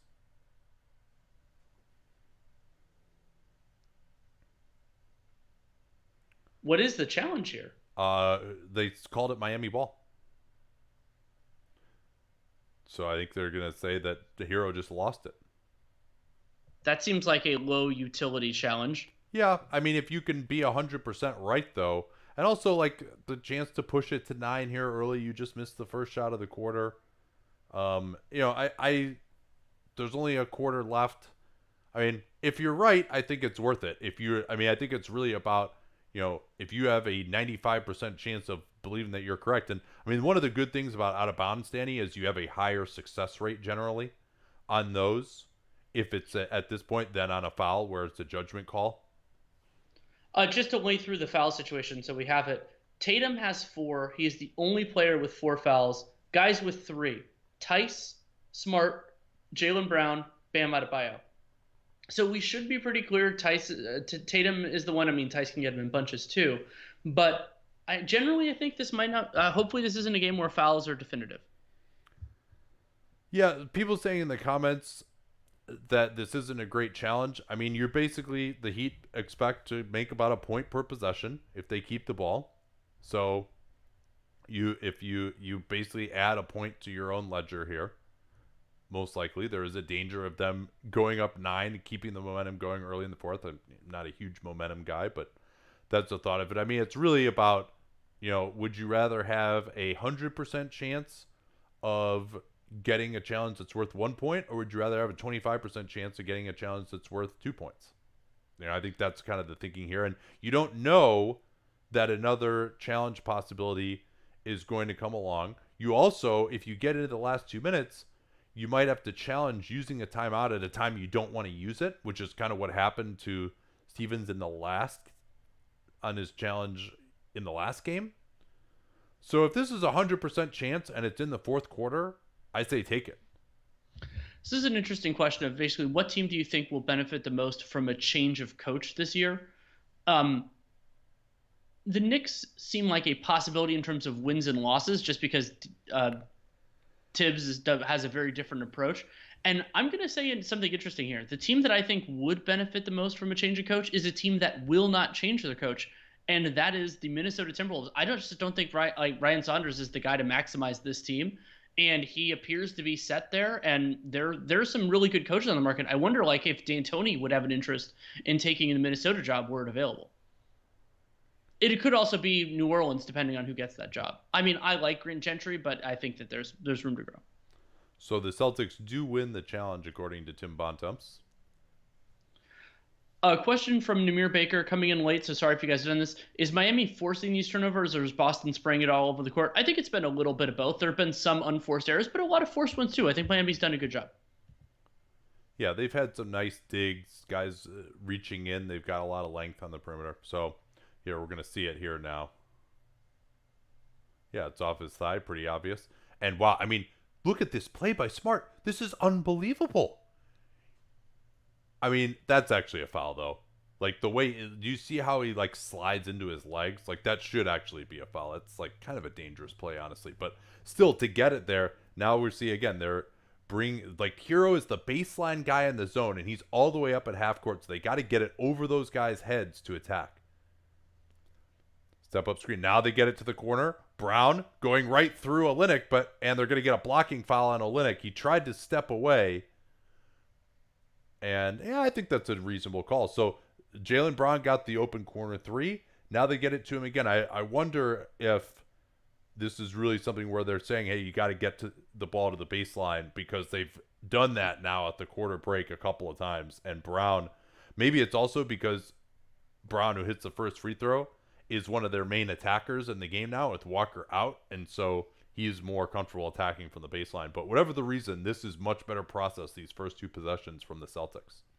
And we'll see what their defensive process looks like when Bam Adebayo comes back in, but it'll probably be a couple more minutes until that happens. Yeah, so they win the challenge. They get a bucket or 2 free throws to get it to 5. Now it's Grant Williams on Dragic. They're in a switch everything group here with Williams at center. Trying to post up Olynyk on Wanamaker. They miss him. Good front by Wanamaker. Jones is going to have to create. Crowder on the move, contested by Tatum, and a huge three. How many times? I think that's 3 times. Watch out here. Ooh. Intercepted by Jones. Lazy pass by Wanamaker. Here's the oop. Ooh, no call. Now Dragic tries to draw it. Hero has it. What a sequence this was. And they'll reset it a little bit here. Brown trying to pressure on Hero. Crossing over with almost carried it. Now it's intercepted by Tatum. Ooh, this could be clear path here, Danny, for Kelly Olynyk. And that's also why they need to change this rule. Like, whether it is or it is not, that was the intention. Was it intentional foul to stop a fast break? And that so now we get it. We should get it. Absolutely be an unsportsmanlike if there's any justice at all here. Yeah, so we might get a little bit of time here. We can answer some of your questions. Well, one point I wanted to make before we do that is this is 3 plays now by the Heat with Robinson, do you remember? Crowder sprinting over, and then Crowder again, where the Celtics have just slightly fallen asleep on guys right at the end of the shot clock, assuming that some kind of an isolation is going to happen. The guy sprints over to the ball and gets a 3. They've done that 3 times, late clock, and made all 3 of them.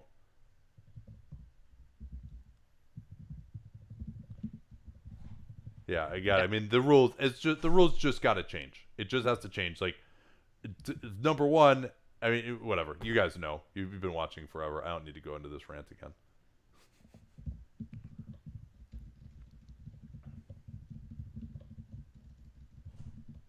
So great job, Kelly. You fouled 0.1 seconds earlier than you needed to avoid a clear path. So you're fine now, right? There's no reason to make that call unless he was ahead of him technically. Back to the 2-3. Williams setting that screen again. And they're going to get a defensive 3 seconds on Olynyk.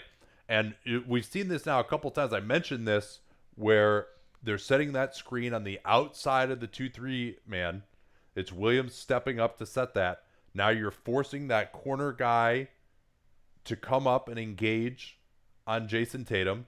And now you can either get an open corner 3, or if he doesn't, now you get Tatum going downhill against the guy who's the center in the zone. And if that's Olynyk, you've got a lot more.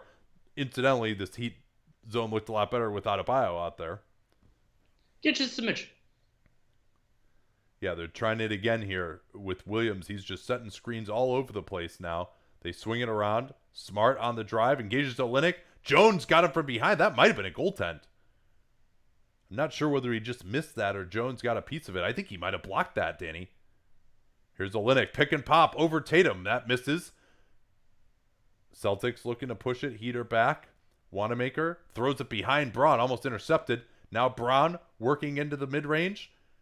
Layup is short. Braun keeps it alive. Great hustle. Tatum stepping back on Jones. Short. But they're calling the foul. That is Derek Jones with a second bad foul here in these last few minutes. And, I mean, it's fascinating to me, Danny. I think maybe the reason he's out there, as it looks like he gets into the body of Tatum on the landing. But I think the reason Jones is out there is just because he has more experience playing in this zone than Iguodala does. And they also want someone who's going to do a little bit more offensively than Iguodala as a roll man Well, in and I pick think and the other roll. part of it is they want somebody who has speed to recover because they don't necessarily trust Olynyk at the center of it, and Derek Jones can do more to muck things up if necessary, like that play on Yeah. Marcus Smart. Tatum missing that second free throw, but a chance to hit another. Showing Gordon Hayward, and perhaps his return could shift this series. But down 2-0, I wouldn't expect his return to shift it so much that Boston would be in any kind of a good position as Tatum rims in that free throw. He's been continuing to be a little inconsistent on those free throws, but he's gotten a few bounces in the last couple of games, including on that away from the play foul that Marcus Smart drew to tie the game at the end of regulation. Here's Butler, who's returned. He's guarded by Smart. They force Dragic away from the screen. They're switching this now. Jones is going to try to attack. Instead, it's Butler getting the space on Tatum. Short. Rebounded by Jones. Hero's three-pointer. That misses. Butler shoving Jalen Brown in the back to get another offensive chance. Now Williams, and they're going to get a foul here, I think, reaching in on this dribble move by Hero. Yeah, Grant Williams got forearm and then arm, but I mean that was some of the best. I think that was the best first shot defense I've seen from Boston in a while in this game. But then they gave up two more. They gave up 2 more opportunities because they couldn't get the defensive rebound. Yeah, Butler got away with a big shove in the back on his offensive rebound. Olynyk looking to set the screen. Let's see if they slip this quickly to try to get the switch. Instead, it's Dragic stepping back. He knew what would be there. Now Brown with the rebound. Olynyk is out of the play. They got to push this hard. Tatum is running the floor. Brown almost threw it away, and they get back into it. And now Butler with the steal, but he stepped on the sideline. Yeah, and we're seeing Boston. There was a question about like is Boston being loose with with these balls, and the answer is yes, absolutely.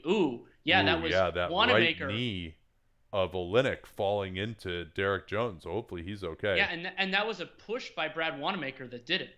Yeah.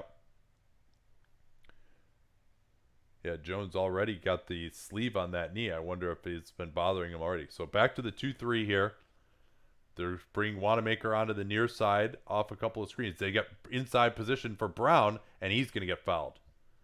They're starting to find some little plays here in the zone where, again, if you can run set plays, you know exactly where the guys need to be.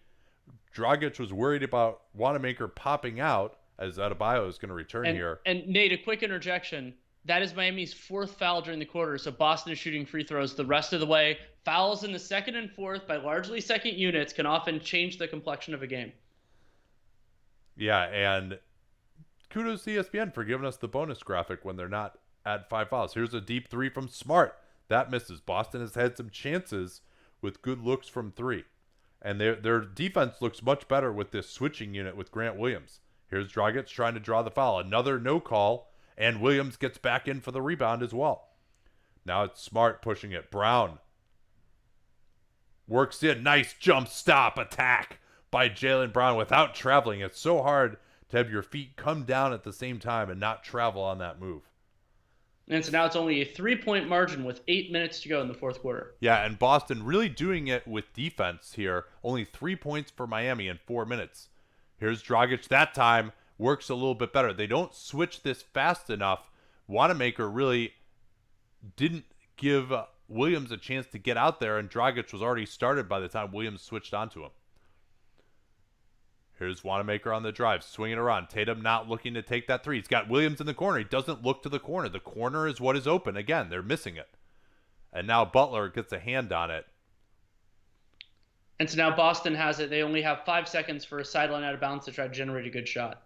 Yeah, if you are that guy on the wing in the gap, you got to know that if someone comes up from the baseline, if there's someone on your right, that the corner is open, and that's where you got to throw it. Walker is back now for Boston. He has gotten plenty of rest in this game. He should be quite fresh. He immediately has to jack up an impossible 3 over Jones.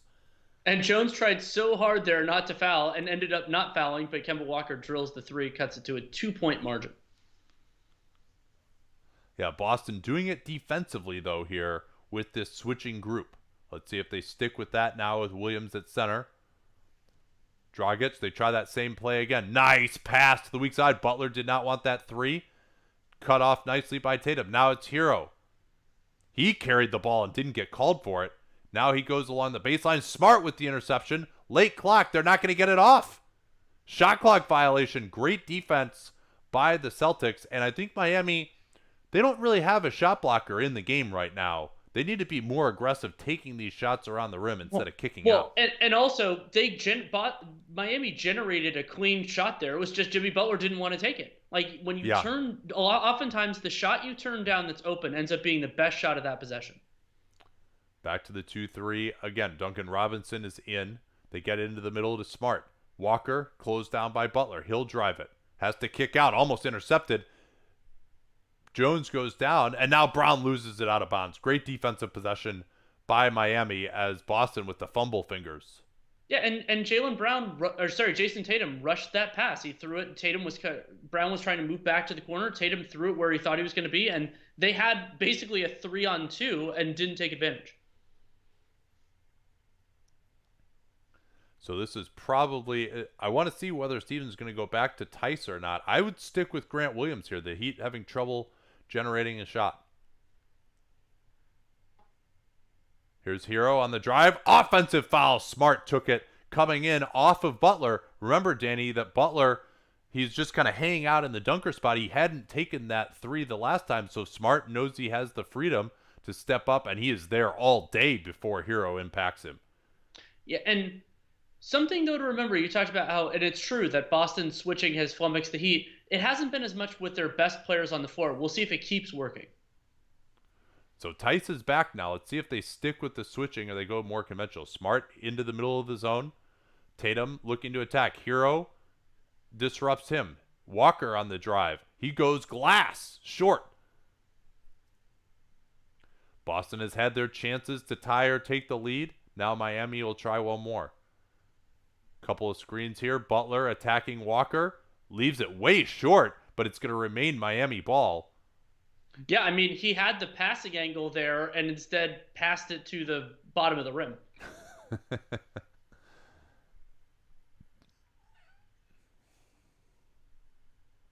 Adebayo, we haven't seen him really attack off the dribble yet. We're seeing it now. He goes at Tice.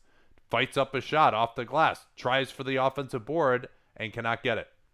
And if you're going to go for the offensive glass, one of the things to do, if you can't get it, make sure nobody gets it, because then you don't give up a transitional look. What I'd like to see here from the Heat, if they're switching everything, is put the ball in Adebayo's hands and let him back down against a smaller player like he did in that seeding games round. Here's Walker. Steps into a deep pull-up three. Terrible camera angle. Brown with the easy, bouncy layup. Yeah, he basically there got in between Duncan Robinson and Tyler Hero. Not exactly the best rebounding duo. Jalen Brown ties the game with 5:36 to go.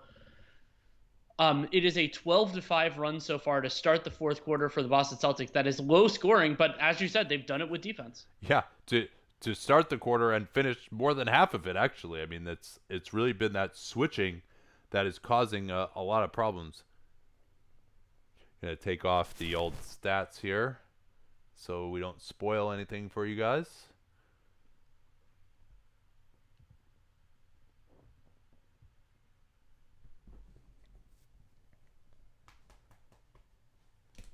What do we got for questions, Danny? I'm looking through it right now. It's more people talking about the game than any questions so far. People asking why was Olynyk in the game when Boston when they went to the switching scheme, and part of it is Miami doesn't have that many guys, and they weren't ready to bring Bam in yet. So it's not like they were going to play Myers Leonard instead. So unless they were going to go to Derek Jones at the 5, and that would have actually been an interesting option. Derek Jones and then Andre Iguodala theoretically would have been in as well, but the challenge there is you don't have nearly as much shooting on the floor. Yeah, I mean, this is fascinating. Andre Iguodala is going to not play in the second half, Danny. That's not what people anticipated when he was acquired. So that leads into the question that we got asked of what are the closing lineups here? I think it's going to be, so for Miami, I think it's going to be Dragic and Hero, Butler, Adebayo, and then the fifth guy is the question. I'm going to go with Jay Crowder, especially because Iguodala hasn't played in the second half. And then for the Celtics, I would go with the starting five, other than with swapping Grant Williams for Daniel Tice, just because I think he makes their defensive theory better. And while Tice is I would say, an overall better offensive player, that difference is pretty marginal. Yeah, and I've liked what Williams has been doing as a screener, Sure. but we'll see. I think it is going to be Tice, and I don't know if they're going to switch with Tice or not. We haven't seen, I think, enough to determine that quite yet.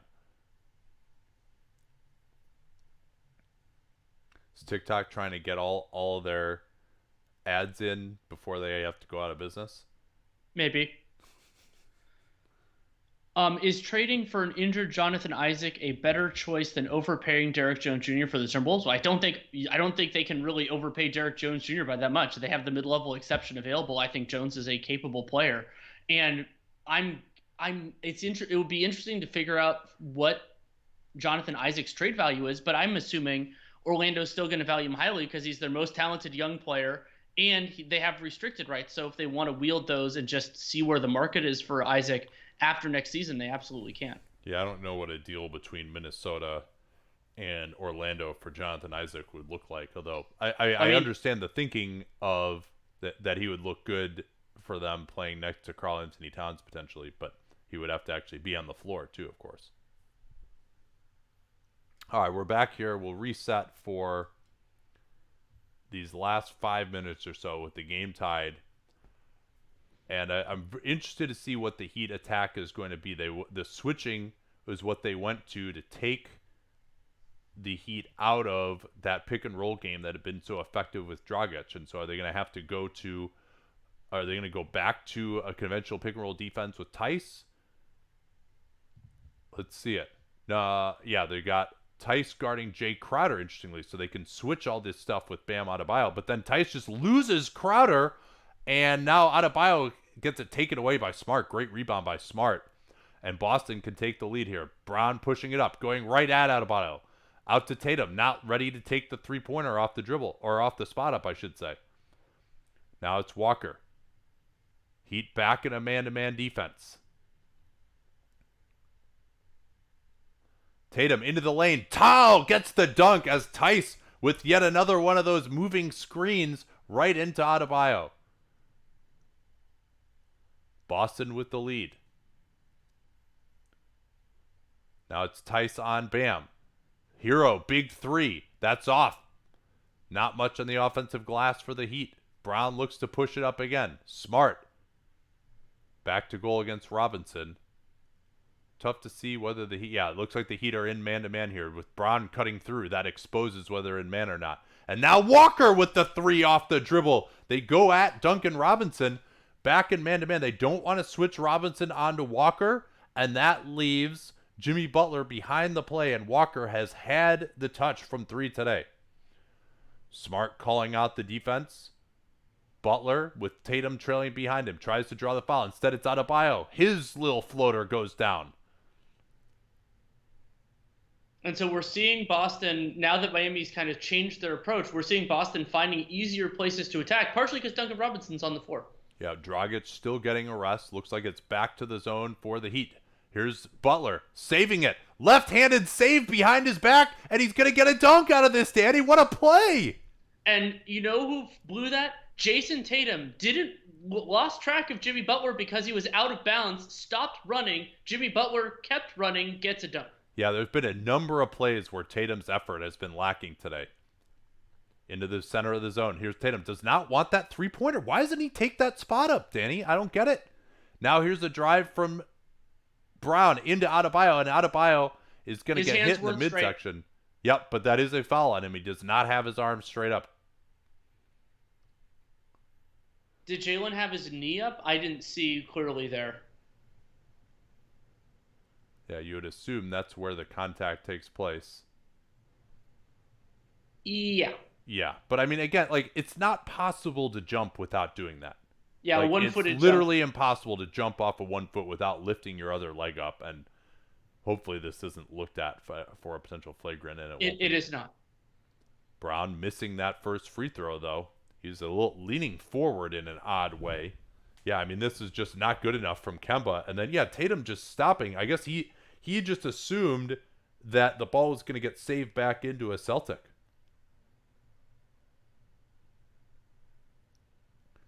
2-point game here with Boston, and this game could determine the winner of this series very easily.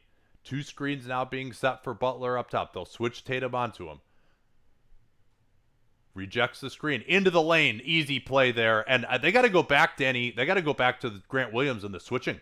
I think. I agree.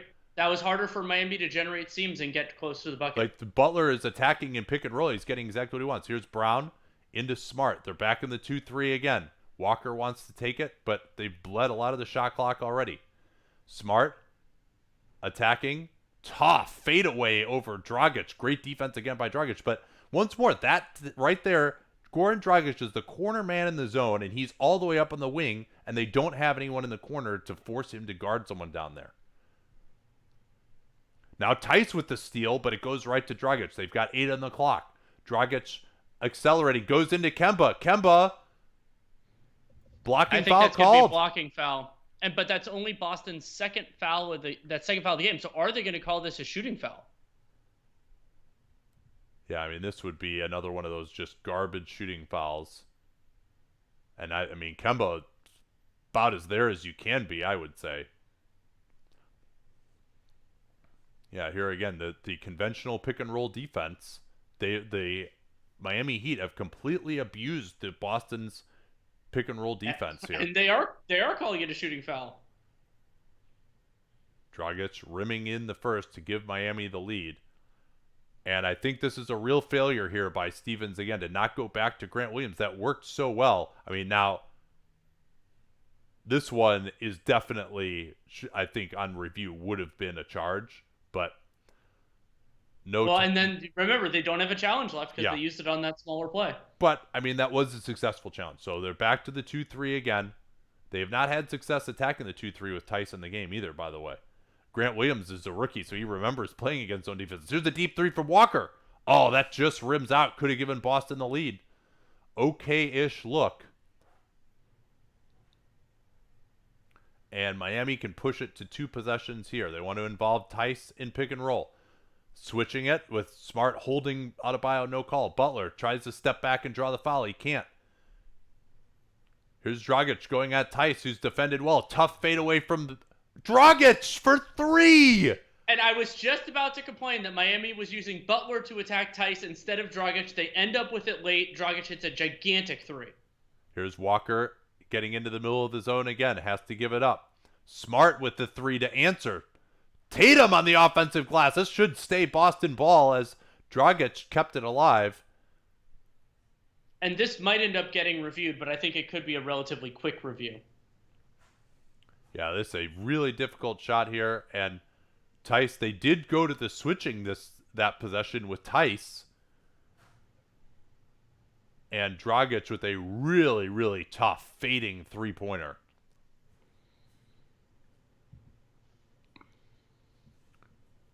So let's reset now. Boston trailing by 5, 2 possessions. It was Miami who came back trailing by 5 with about this amount of time remaining in game 1. But Boston is really struggling to generate good 3-point looks. But they do control their own destiny here. Like they can, if they score and they get stops, they can get right back into it. The other big advantage potentially that Boston has is they're in the bonus. So they can be even a small little ticky-tack foul with still 2 free throws and a stopped clock. And Boston has the ball down 5 with 1:30 to go. It's not Miami ball. So I think they're finding some seams now to attack. Kemba Walker had that pretty clean look from 3 last time, and they've hit a couple of big shots. Jalen Brown got to the free throw line, but they're going to have to generate. I would say they're going to have to generate 3 good looks, or at least 2 good ones, and then convert one here in order to win.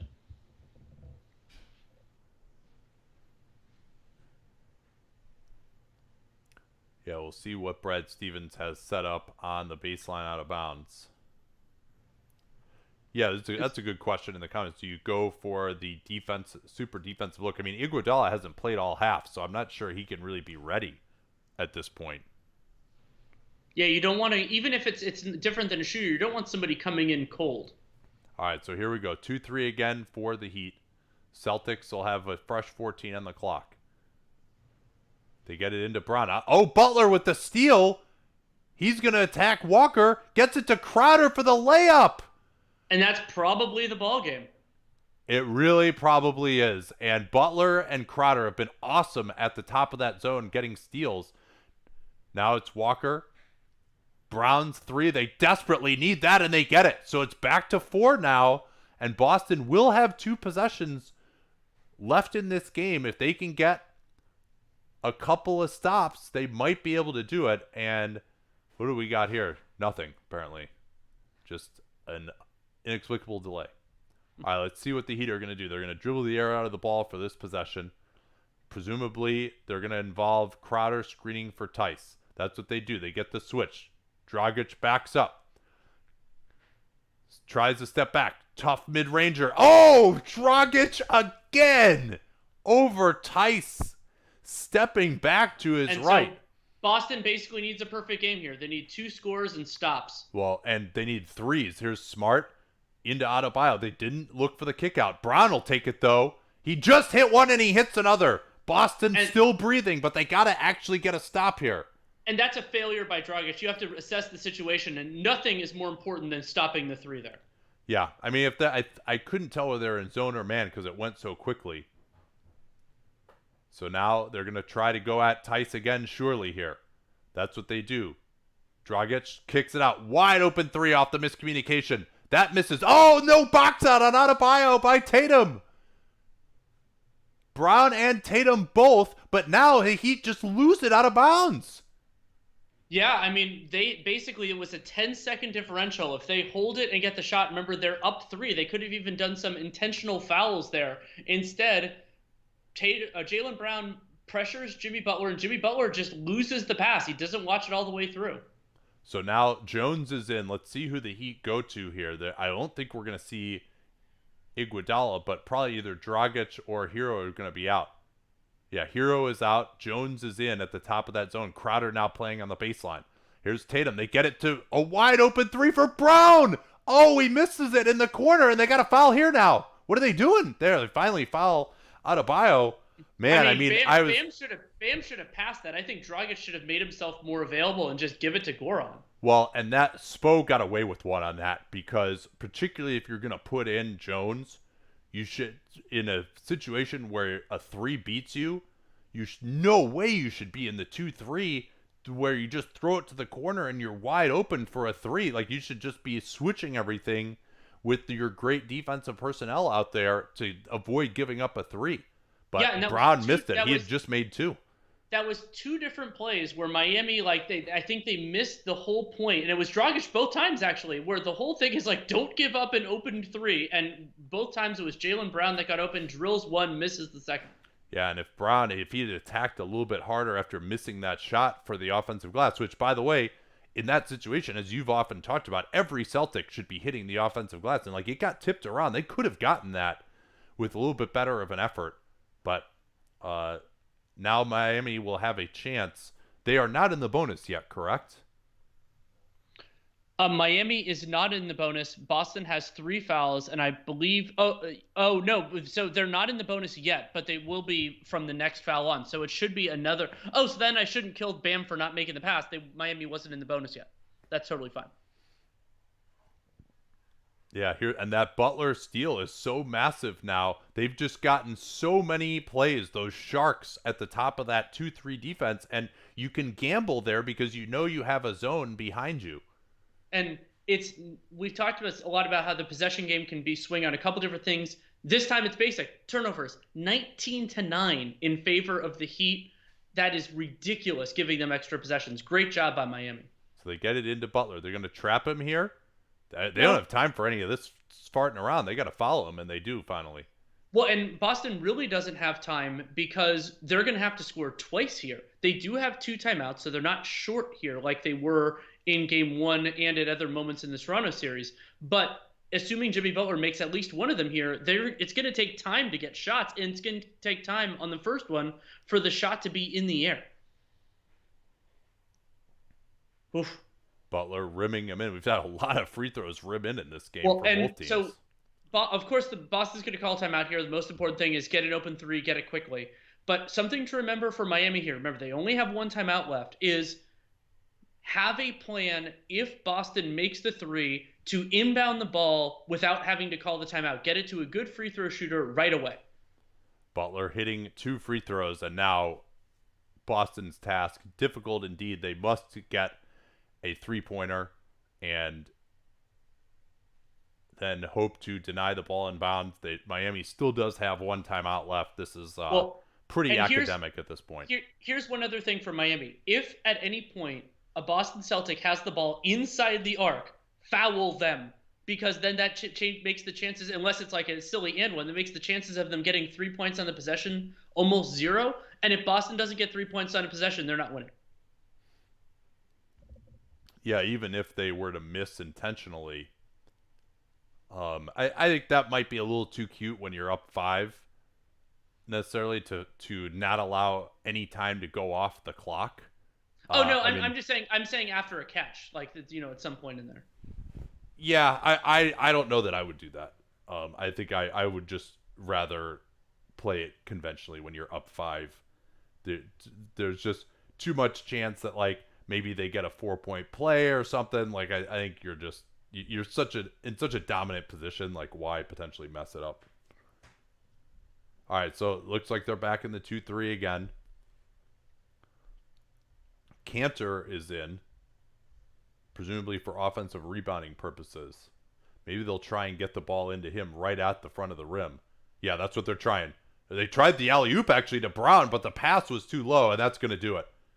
And I mean, even if you get a 2-point shot there with 7 seconds to go, Miami still has a heavy advantage, and we are done here. Game 2 in favor of the Miami Heat. That ridiculous third quarter, we'll talk about that a lot on Dunked On later tonight. 37-17. It was a basically even fourth quarter, and Miami now a 2-0 series lead means that Boston has to win 4 of 5 to make it to the NBA Finals. All right, we'll talk to you tonight on Dunked On. Till then.